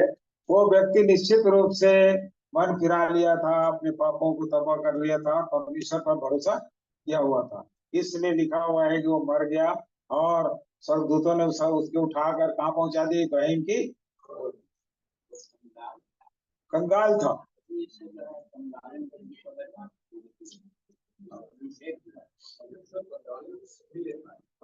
हाँ, उन कंगालों की जो इस समझ पर विश्वास कर लेंगे, तब मूर्ति पूजा कर रहे हैं कंगाल, तो उसकी थोड़ी सुधेंगे।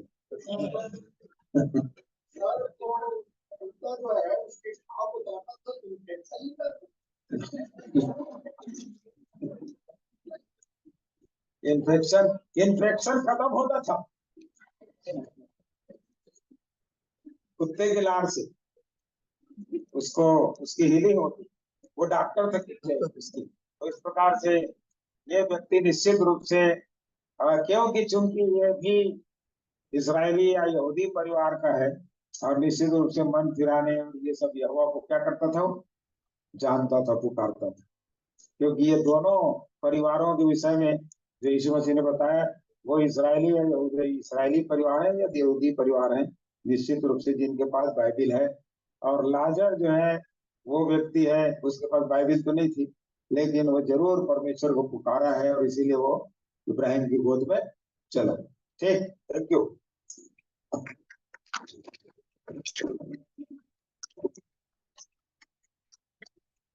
बहुत बहुत धन्यवाद पालतू साहब।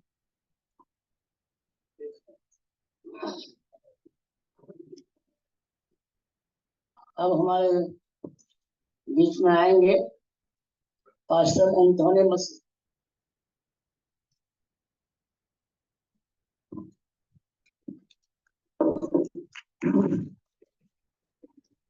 धन्यवाद। मैं भाई एंथोनी मसीह, मुझको जो प्रश्न मिला है मैं उसको पढ़ दे रहा हूँ। क्या प्रभु यीशु मसीह के चरणों में आने के लिए महिलाओं को चूड़ियां, माला या किसी प्रकार के आभूषण को उतारना जरूरी है, या पुरुषों को माला, जनेऊ या सिर के बालों को की चोटी नहीं रखना चाहिए?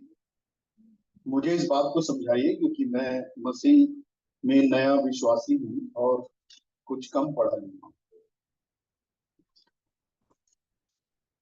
बड़ा कंट्रोवर्शियल प्रश्न अच्छा लगता है ना।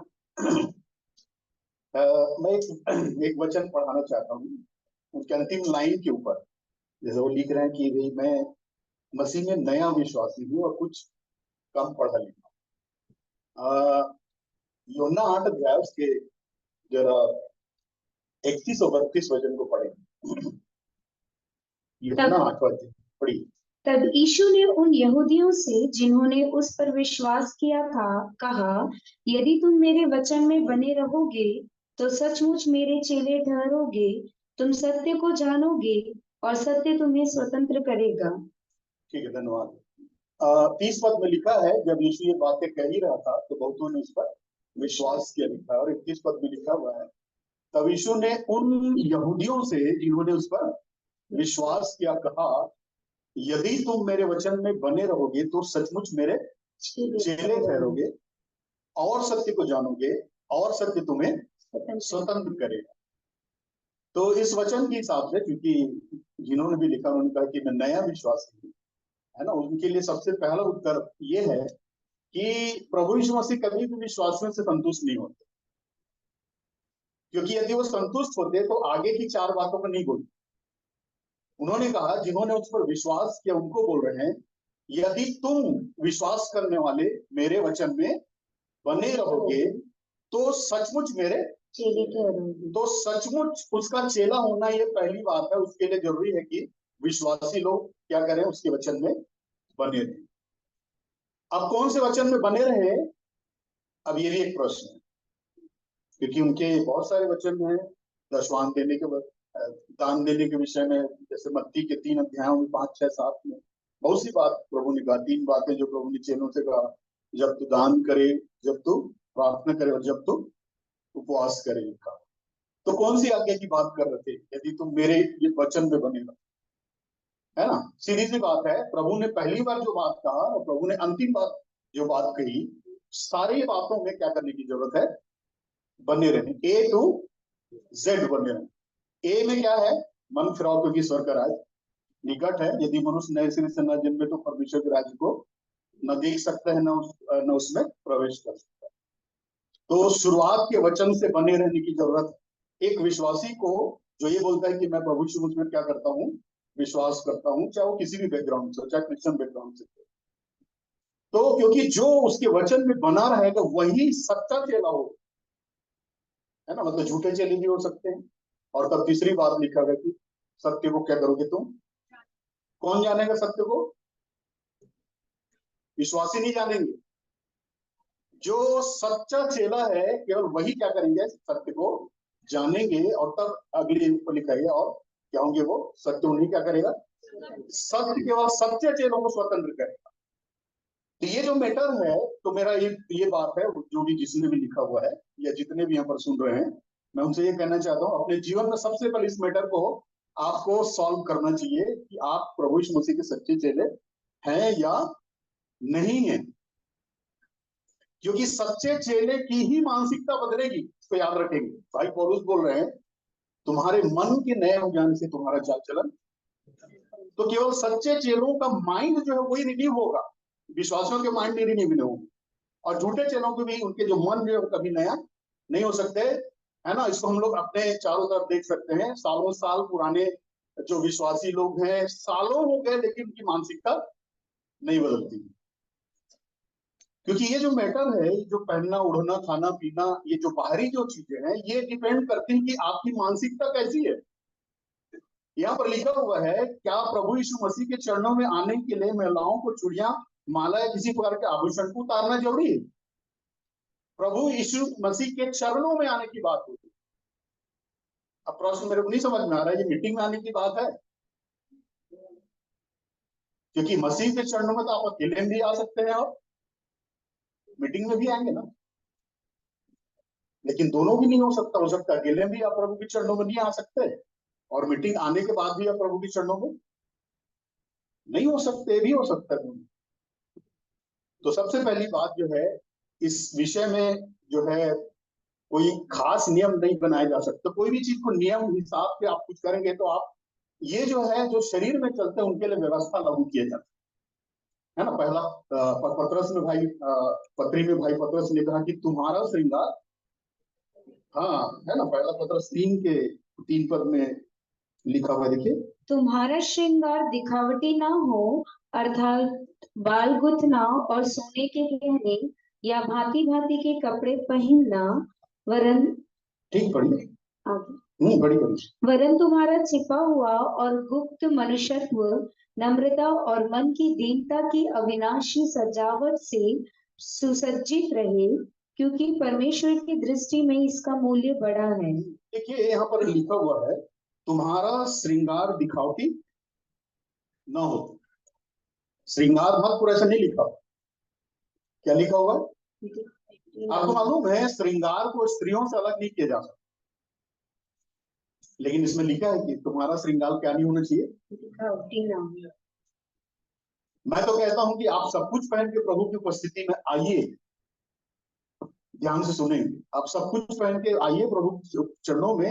अगर आप प्रतिदिन रोज वास्तव में प्रभु की उपस्थिति में आएंगे, आपको मालूम है आपका मन जो है, आपका माइंड नया होते चले जाएगा और आप फाइनली इसी वचन पे आए। ठीक है, समझ रहे बात? आप सब कुछ पहन के आ जाइए प्रभु के पास, लेकिन वास्तव में अगर आप प्रभु के चरणों में आने की प्रैक्टिस है आपकी, आप सचमुच में प्रभु की उपस्थिति में आते हैं, चाहे आप अकेले में घर में हो, चाहे आप मीटिंग में आती हो, अगर प्रभु की उपस्थिति में आप आएंगे, आपको मालूम है वो हर चीज जो प्रभु को पसंद नहीं है, उसी मानसिकता में आपकी मानसिकता बदलेगी, वो सारी चीजें क्या हो जाएंगी आपके जीवन से उतरते जाएंगे। इसमें कोई नियम कानून बनाने की जरूरत नहीं है। तुम्हारे मन के नए होने से तुम्हारा चाल चलन क्या चीज है? दिखावटी श्रृंगार करना। मन नया होगा तो मालूम है, ये बात केवल ये स्त्रियों के लिए नहीं है, ये बात पुरुषों के लिए भी लागू होती है। आपको क्या लगता है पुरुष लोग नहीं करते हैं दिखावटी श्रृंगार? ठीक है, उत्तर मिल गया, पुरुष तो ही मिला। हम लोग भी बहुत सारी चीजें ऐसे करते हैं जो दिखावटी क्या चीज को बोलेंगे। जैसे एक उदाहरण है, जैसे 2 बहनें हैं, एक ने 2 चूड़ी पहनी है और एक ने 10 पहना है, इसको बोलेंगे तो कौन दिखावटी कर रहा है?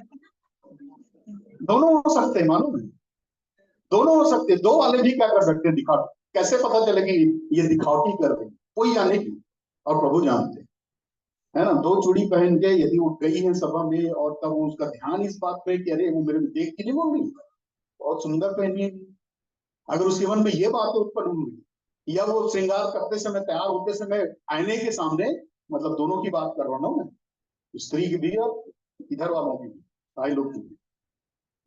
अगर ऐसा कुछ भी, हम लोग जब तैयार होते हैं, अगर हम अपने मन में दूसरों से उस बात के लिए, अपने कपड़े के लिए, जेवर के लिए, कुछ भी चीज के लिए, यदि हम ये सोचते हैं कि मुझको देखकर आज लोग क्या करेंगे, तारीफ करेंगे, या आप खुद अपने मन में तारीफ कर रहे हो, मतलब क्या है आपका ये दिखावटीपन। माइंड को क्या होने की जरूरत है? नया होने की जरूरत। ठीक है, इसलिए दोनों प्रश्न जो भाई ने पूछा है, क्या पुरुष लोग की जनेऊ या सिर के बालों की चोटी उनको नहीं रखना चाहिए? हेयर स्टाइल भी देखिए आपके समय में, लड़कों की बात कर रहा हूं, और लड़कों की बात नहीं कर रहा हूं, शादीशुदा लोगों का भी हेयर स्टाइल देख सकते हैं आप। मेरा तो जाहिर है, दिक्कत अलग है, लेकिन आप देखेंगे कि आज के समय में सो कॉल्ड जो सेवक लोग भी, उनका जो हेयर स्टाइल है, किनके समान है? संसार के लोगों के जैसे उनकी हेयर स्टाइल है मालूम। ये सब क्यों है? क्योंकि मानसिकता नहीं बदली। इसका मतलब है प्रभु की उपस्थिति में वो लोग, आप हो नहीं सकता कि आप प्रभु की स्थिति में रोज जिए और आप प्रभु के वचन के जैसा नहीं होते गए। सो मैं केवल इतना ही कहना चाह रहा हूं कि इस विषय में कोई नियम कानून मैं नहीं बता सकता क्या करना चाहिए क्या नहीं करना चाहिए। वचन में जो लिखा है वो सोबर कपड़े पहनने की बात है और बिना दिखावटी वाला श्रृंगार नहीं होना चाहिए। आपके विवेक के ऊपर है कि आप प्रभु की उपस्थिति में आपका विवेक कितना अधिक शुद्ध होते जा रहा है, कितना अधिक आपकी मानसिकता बदल रही है। जितनी आपकी मानसिकता बदलेगी उतना ही आपका चाल चलन भी क्या होगा। धन्यवाद।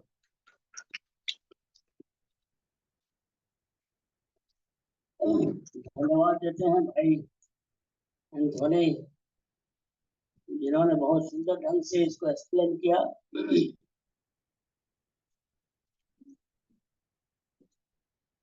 हम अगले तरफ पढ़ेंगे। अभी मौका है हमारे आदरणीय पास्टर चार्ल्स पटेल को, कि उनके पास जो प्रश्न आया उसका उत्तर।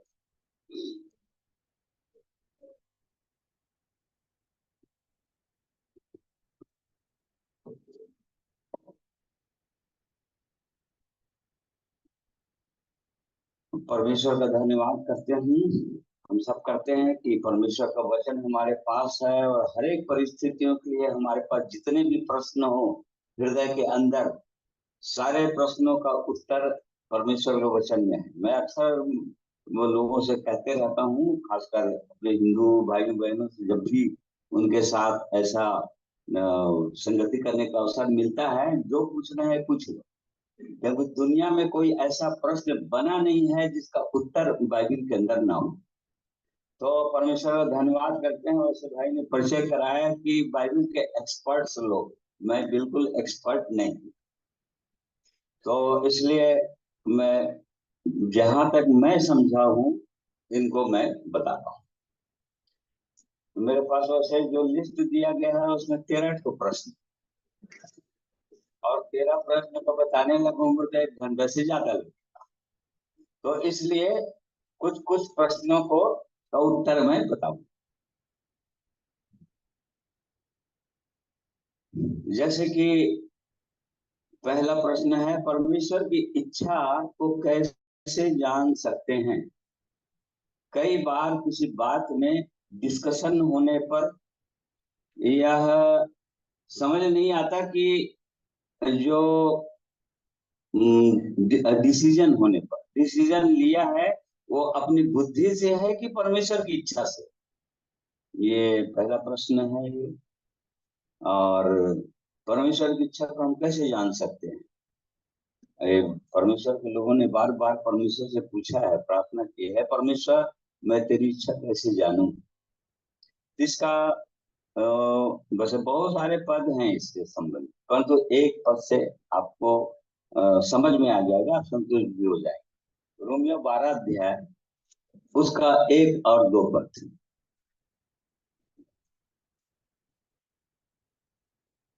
इसलिए हे भाइयों, मैं तुमसे परमेश्वर की दया स्मरण दिलाकर विनती करता हूँ कि अपने शरीरों को जीवित और पवित्र और परमेश्वर को भावता हुआ बलिदान करके चढ़ाओ। यही तुम्हारी आत्मिक सेवा है। इस संसार के सदृश न बनो, परंतु तुम्हारे मन के नए हो जाने से तुम्हारा चाल चलन भी बदलता जाए, जिससे तुम परमेश्वर की भली और भावती और सिद्ध इच्छा अनुभव से मालूम करते रहो। हाँ, तो परमेश्वर की सिद्ध इच्छा, उसकी भली और भावती सिद्ध इच्छा, हम किसी को बताने से हमको नहीं समझ में आता है बहुत बार, या परमेश्वर के वचन को पढ़ने से भी हमको नहीं समझ में आता है कि क्या उसकी, कई बार हम गलत करते हैं, गलत कर लेते हैं, और उसके बाद में हमको समझ में आता है कि नहीं प्रभु, जब गलत हो जाता है या हमारे जब कभी कोई हमने डिसीजन लिया, निर्णय लिया किसी चीज के लिए, बिजनेस के लिए या और किसी भी चीज के लिए, और तब फिर जब वो सफल नहीं हुआ या किसी बात में हानि हो गई हमको,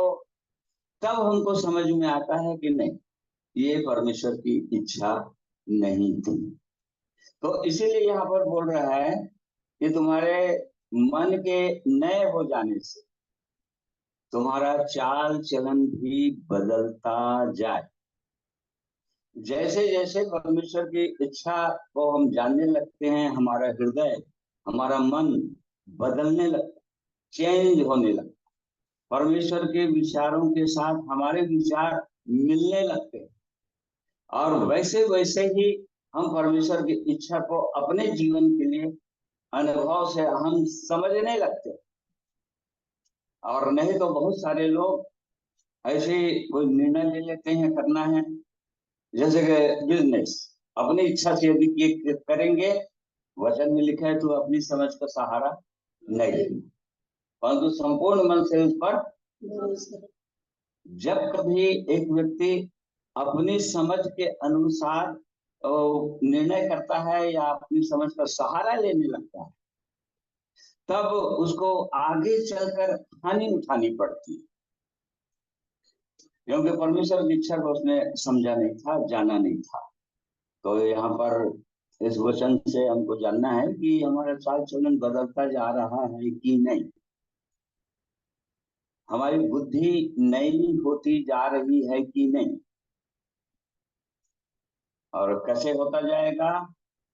पूरी भाइयों बहनों, पौलुस बोल रहा है, परमेश्वर की दया स्मरण दिला रहा हूँ, बोल रहा है क्या दया, उसने अपने लोगों को अर्थात इस्राएलियों को काट दिया और उनके जगह में हम अन्य जातियों को उसी में जोड़ रहा है। उसी को स्मरण दिलाना चाह रहा था कि देखो तुम जंगली हो, जंगली लोग हो, और असली में तुम सटे जा रहे हो।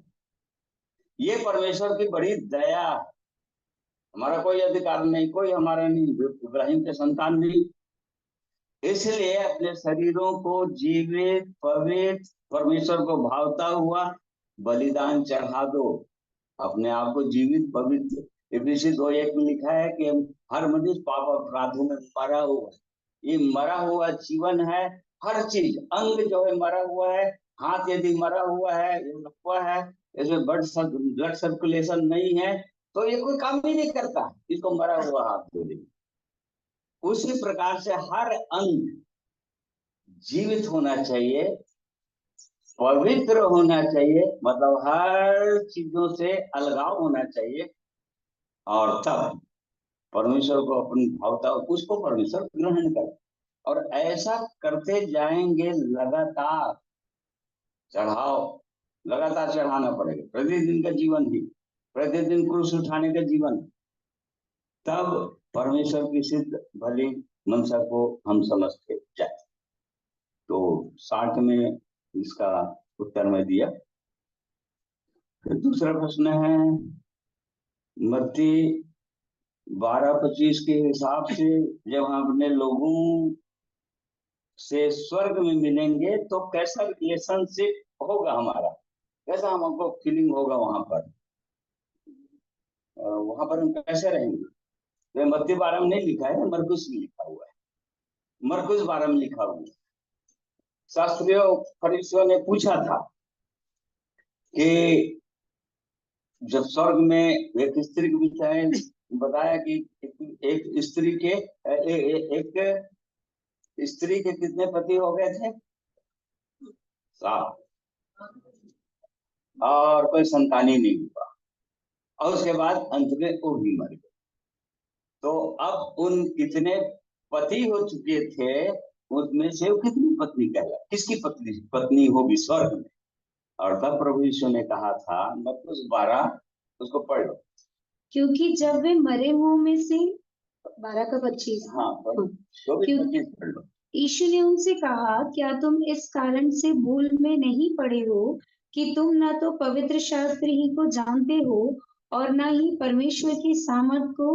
क्योंकि जब वे मरे हुओं में से जी उठेंगे तो वे न विवाह करेंगे और न विवाह में दिए जाएंगे, परंतु स्वर्ग में दूतों के समान होंगे। हाँ, ये प्रभु यीशु ने इस विषय को उनको संतुष्ट कर दिया, बता दिया इसका उत्तर ये। वहां पर स्वर्ग में शादी ब्याह नहीं होगी, बाल बच्चे नहीं होंगे, सब स्वर्गदूतों के समान होंगे। फिर तीसरा प्रश्न है यहाँ पर, जब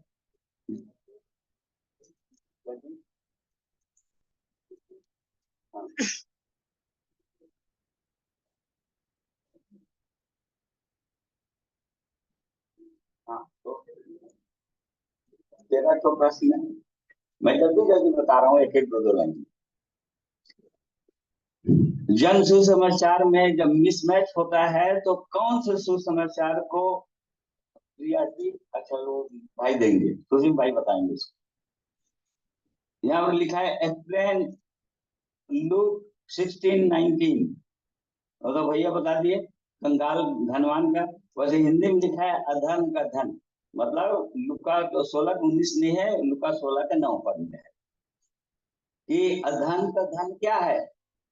जब तुम अधर्म के धन में सच्चे नहीं ठहरे तो वो परमेश्वर तुमको सच्चा धन क्यों कर देगा। ये उत्तर था, ये वो एक लाइन में बताया हूं। जो भी इस संसार में हमारे पास है वो अधर्म का धन है। सच्चा धन वो परमेश्वर का आत्मा है, पवित्र आत्मा। जब हम इस संसार के धन में, जिसमें हमको ईमानदार होना चाहिए, विश्वास योग्य होना चाहिए परमेश्वर के प्रति, यदि हम विश्वास योग्य नहीं है किसी बात में, छोटे से छोटे बातों में, तो परमेश्वर कभी भी अपना सच्चा धन हमको नहीं सौंपने वाला। फिर प्रसाद खाने, सेकुलर सॉन्ग सुनने और गाने और देखने और टंग के विषय में बाइबल क्या है, तो ये तो बहुत लंबा चौड़ा विषय हो जाएगा। तो प्रसाद खाने सुनने, संगीत मतलब तो संसारिक गाना नहीं, जैसे पिक्चर अक्षर और नाच गान, ये सब गानों की विषय में लिखा है ना कि इन गानों को हमको सुनना चाहिए कि नहीं सुनना चाहिए। एक विश्वासी को, उद्धार पाए हुए व्यक्ति को इन चीजों को सुनना चाहिए कि नहीं सुनना चाहिए, ये प्रश्न आया है। या प्रसाद हमको खाना चाहिए कि नहीं खाना चाहिए, ठीक है। तो प्रसाद, इसमें मैं अपनी अपनी गवाही के साथ में बता सकता हूँ, उसमें ऐसे जो प्रसाद देने वाले आते हैं उनको मैं क्या उत्तर देता हूँ, और तभी उनका मुंह एकदम बंद हो जाता है। एक व्यक्ति मेरे को भेंट में, कोई यज्ञ हो रहा था सेक्टर 6 में, कोई वो सेक्टर 6 के मंदिर में, और वो घर घर जाके बहुत हट्टा कट्टा ऊंचा पूरा व्यक्ति था वो, और यज्ञ के लिए पैसा मांग रहा था। मैं उनको घर आया, काहे के लिए मांग रहे, क्यों, क्या होगा, कैसे हो, कैसे क्या होगा, ये सब। उसके बाद बिठाया, फिर ऐसे प्रश्न करते, यज्ञ किसको कहते हैं, क्या, ऐसे कहते कहते कहते धीरे से बाइबल निकाला, घर से मंगवाया, बाहर बरामदे में बिठाया था, 3 घंटे तक सुनता रहा। और प्रसाद उसाद के विषय में कोई प्रसाद नहीं दे रहा था मेरे को, कोई चर्चा भी नहीं किया था प्रसाद। जब आखिरी में हुआ तो मैंने पूछा आपको कैसे लगा, तो उसने क्या जवाब दिया मालूम, आज मेरे को वास्तव में ईश्वर का प्रसाद मिला। देखिए, वो हिंदू जो यज्ञ के लिए लोगों से पैसा मांगे। तो यहाँ पर इसके विषय में पहला कुरिन्थी 8 अध्याय में लिखा हुआ है कि हमको देवी देवताओं पर चढ़ाए हुए किसी चीज को खाना नहीं चाहिए। वैसे देवी देवता ऐसे कोई चीज है ही नहीं, बोल रहा, ठीक है नहीं। तो वहां लिखे चढ़ाओगे तो खाओगे, तो नहीं खाओगे तो भी, वो पहले कुरिन्थी 8 अध्याय को पढ़ लें। तो ये लिखा है कि हमारे जीवन से कोई ठोकर नहीं खाना चाहिए, ठीक है। उसको मैं स्पष्ट नहीं कर रहा हूं मैं, क्योंकि जब नए नए लोग फिर वैसे शुरू कर दोगे ठीक है। तो वैसे खाना नहीं चाहिए, ठीक है। उसको खाने से कई लोगों से मैं पूछता हूँ, प्रसाद आप लोग क्यों क्यों नहीं खाते हैं, ऐसे करके जब वो पूछते हैं आप तो प्रसाद नहीं खाते हैं, अच्छा आप तो बचपन से खा रहे हो ना, कब से खा रहे हो, मैं उनसे पूछता हूँ कब से खा रहे हो, तो एकदम बचपन से खा रहा हूँ। अच्छा क्या हुआ, खाने से क्या फायदा हुआ आपको, क्या कल्याण हुआ, आपका कल्याण होगा, ये होगा, मतलब आपका क्या कल्याण हुआ। ऐसे कर पूछते पूछते पूछते फिर उनका मुंह बंद हो जाता है। उसके बाद प्रसाद देना उन्हें, यहाँ तक कि दान मांगना भी भूल कर तुरंत भागते हैं वहां से।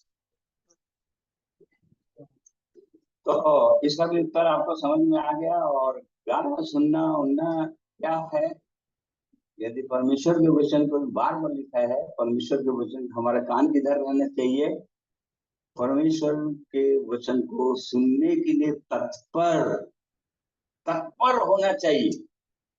और यदि हमको उसको सुनने के लिए हम तत्पर हैं, तो इन सब चीजों को सुनने की कोई आवश्यकता नहीं है।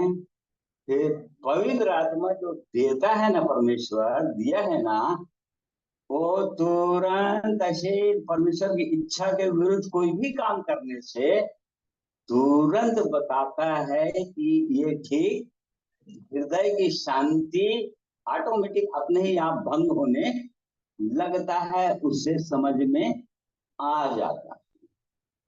वचन में लिखा है यशायाह 30 का 21 पद में, जब तुम दाएं या बाएं मुड़ने लगो तो पीछे से एक आवाज आएगी, मार्ग यही है इस पर।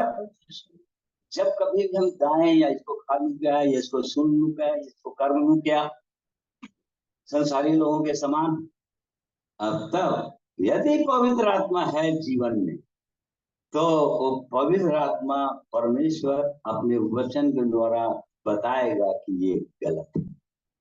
तो ये इसका उत्तर मिल गया। फिर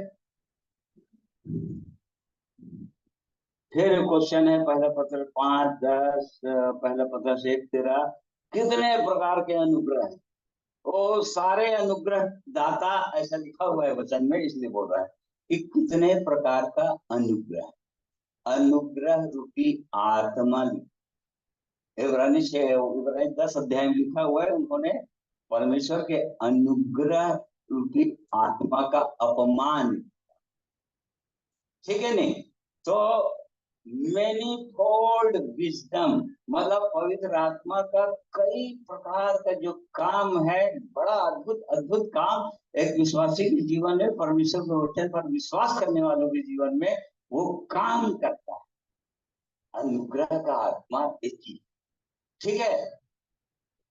पवित्र आत्मा एक ही है, उसका कई प्रकार है, या जैसे सत्य की आत्मा, प्रेम की आत्मा, आनंद की आत्मा, महिमा की आत्मा, अनुग्रह की आत्मा, प्रार्थना सिखाने वाली आत्मा, तो कई छह आत्माएं हो गई, ठीक है नहीं। इसलिए वचन लिखा है ऐसा में 7 आंखें, मतलब 7 प्रकार के उसका क्वालिटी है, गुण है, उसको बता रहा है। फिर रैप्चर प्री ट्रिबुलेशन है कि पोस्ट ट्रिबुलेशन है, मतलब रैप्चर या प्रभु यीशु का आगमन संकट काल से पहले हो जाएगा या संकट काल के महाक्लेश काल, हाँ क्लेश काल या महाक्लेश काल के बाद होगा रैप्चर या पहले होगा। तो इसके विषय में परमेश्वर के बहुत सारे लोग अलग अलग भी बातें बोलते हैं, और एकदम स्पष्ट बाइबल में नहीं है। वैसे सताव तो होगा, क्लेश तो होगा, ठीक है नहीं। क्यों? क्योंकि वचन में लिखा है पहला 6 अध्याय में, 3 अध्याय में कि आग से परखेगा। किसे परखेगा? आग से परखेगा, ठीक है। जिनका जिनका काम जल जाएगा, लोग नाश हो जाएगा, हमेशा के लिए हानि उठाए। तो ये तो क्लेश है, और क्लेश तो आरंभ हो गया है, क्लेश तो सारी दुनिया में आरंभ हो चुका है। धीरे धीरे धीरे ये क्लेश जो है बढ़ता ही जाएगा। फिर इसका मतलब 7 साल का क्लेश कल आया नहीं है। जो 7 साल का एंटी क्राइस्ट का राज्य होगा, क्रिस्त विरोधी का राज्य होगा, वो अभी आया नहीं। वो भी 2 भाग में है ना। तो पहले भाग को क्लेश काल बोलते हैं, दूसरे भाग को, पहले भाग के 3.5 साल को क्लेश बोलते हैं, और दूसरे को महाक्लेश काल बोलते हैं। तो क्या चीज? गंगा जो है ये काम तुम्हारा नहीं है, हाँ या गंगा काम सही बोल रहे हैं। मतलब कब आएगा वो परमेश्वर, मैं खुद ही नहीं जानता।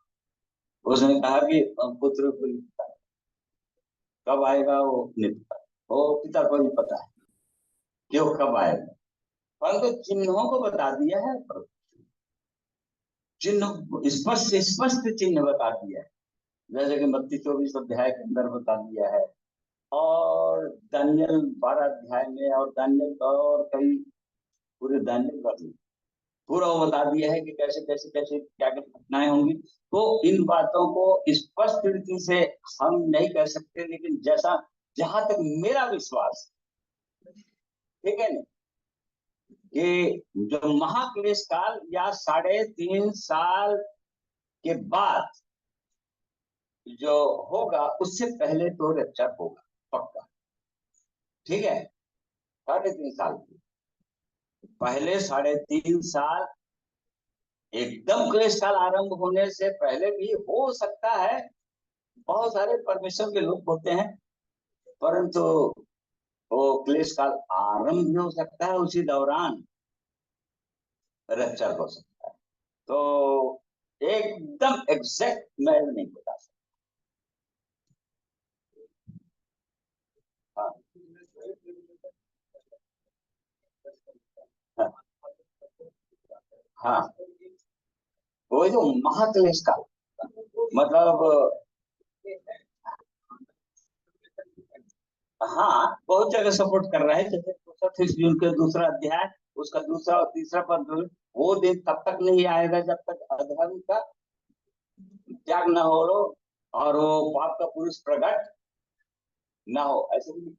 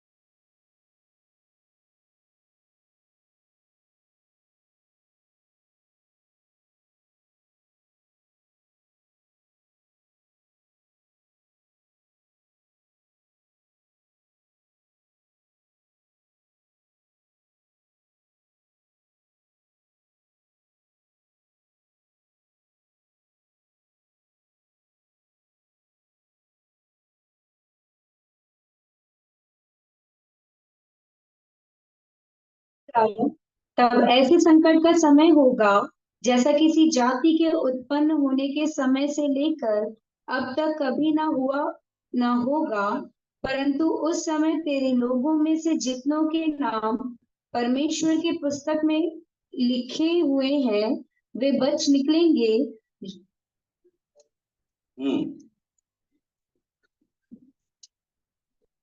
हाँ, अब बता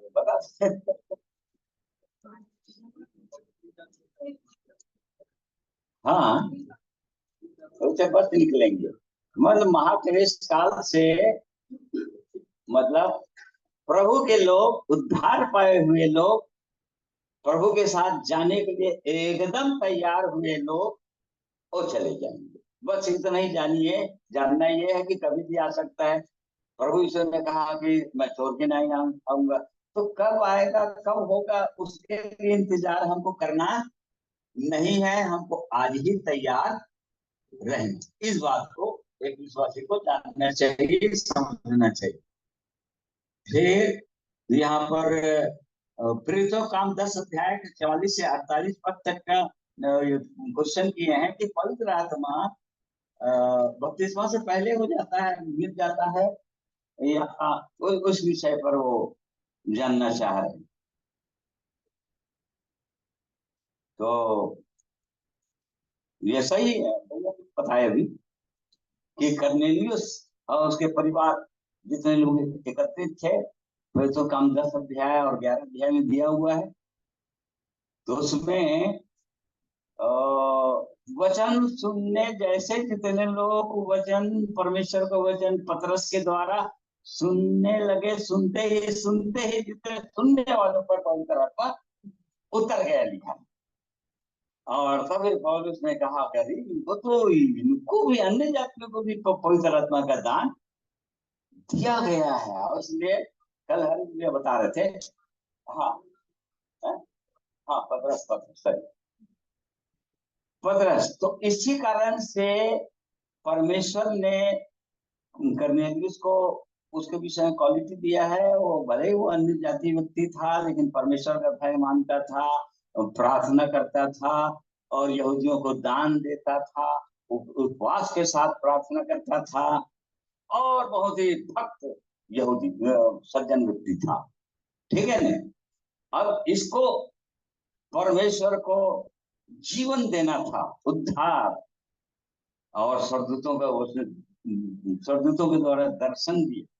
10 और 11 अध्याय को पढ़ लीजिए, दर्शन दिया। परंतु अब स्वर्गदूत लोग उद्धार नहीं दे सकते थे, परमेश्वर डायरेक्ट उद्धार नहीं दे सकता किसी को।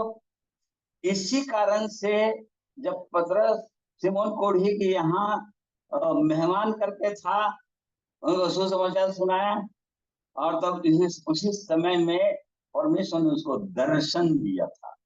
क्या दर्शन दिया था? बड़ा सा चादर में 3 प्रकार के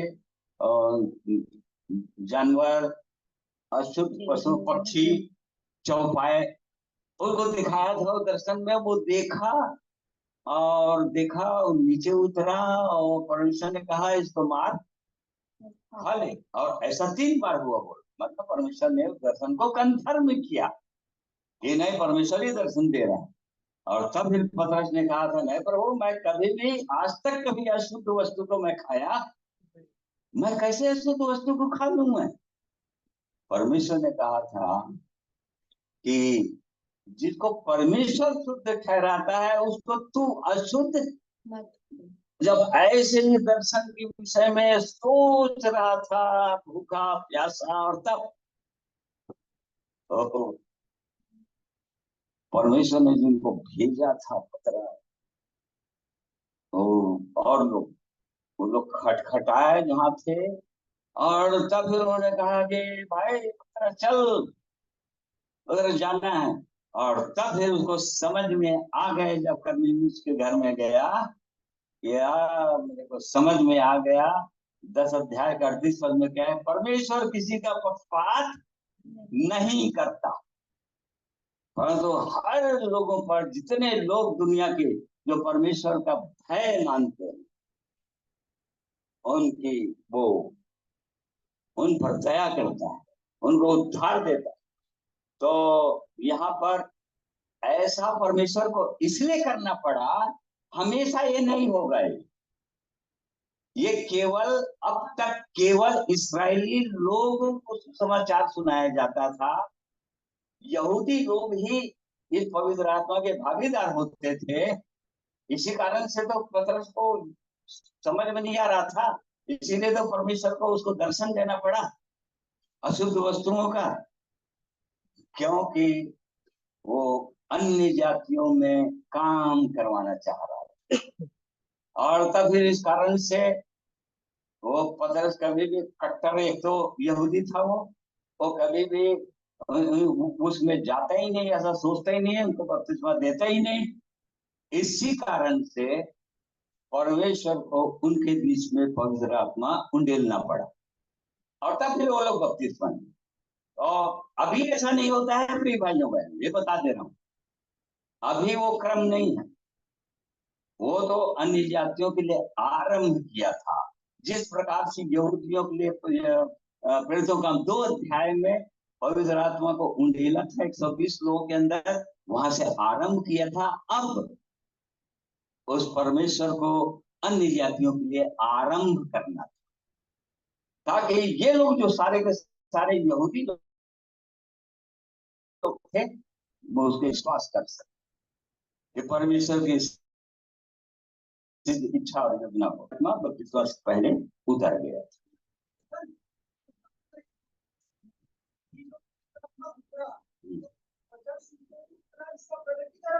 हाँ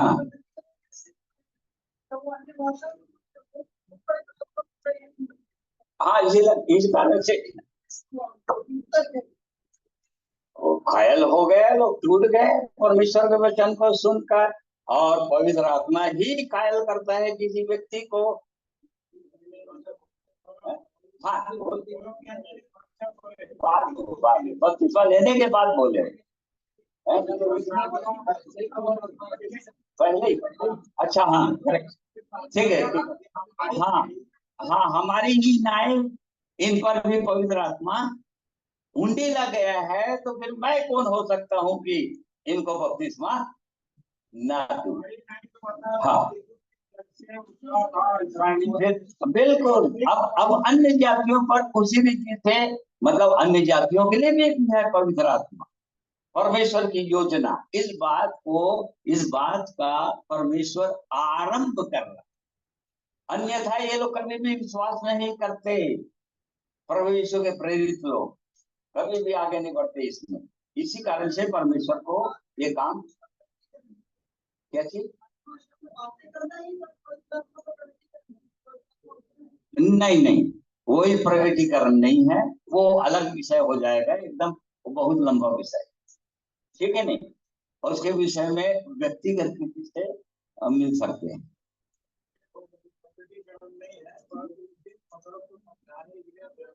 हाँ,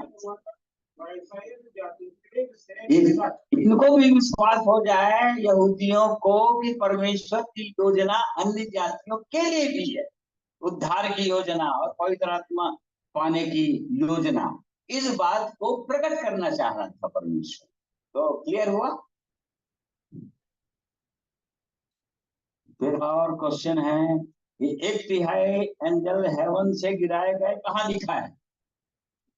कहीं लिखा है क्या, बताओ। वैसे प्रकाशित तो 12 अध्याय में लिखा हुआ है, परंतु एकदम स्पष्ट नहीं है वैसे। हाँ, एकदम स्पष्ट नहीं 4थे पद में, परंतु है लिखा हुआ। वो फ्रेंच में कभी नहीं मिल रहा है, कभी मिल जाएगा तो बता दूंगा। बंद कर दो, ठीक है। 3-4 क्वेश्चन और बचे हुए हैं। हाँ, दूध सेट दे दो, ठीक है। परमेश्वर का धन्यवाद करता हूँ मैं कि प्रश्नों को उत्तर देने में मेरी सहायता, मेरी अगुवाई।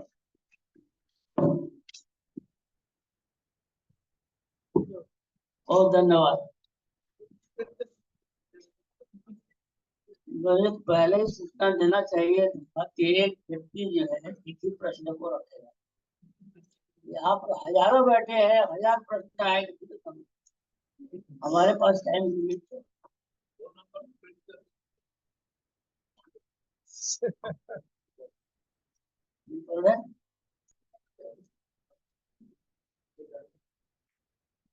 हेलो, 10 मिनट का टाइम आ गई है। आप लोग मुंह हाथ धो के, बहुत सारे को आते नहीं है, कुछ का कुछ समझ में आ रहा है, हमको मालूम है।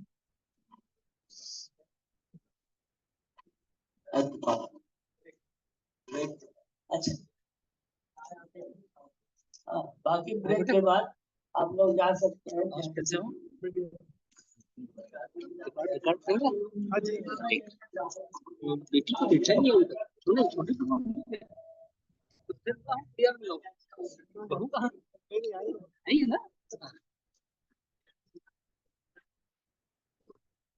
चाय आपके लिए यहीं पर रखा हुआ है, आप देखिए एकदम से भीड़ नहीं लगाइएगा, ठीक है। एक ही कंटेनर में है और नीचे नहीं जाना।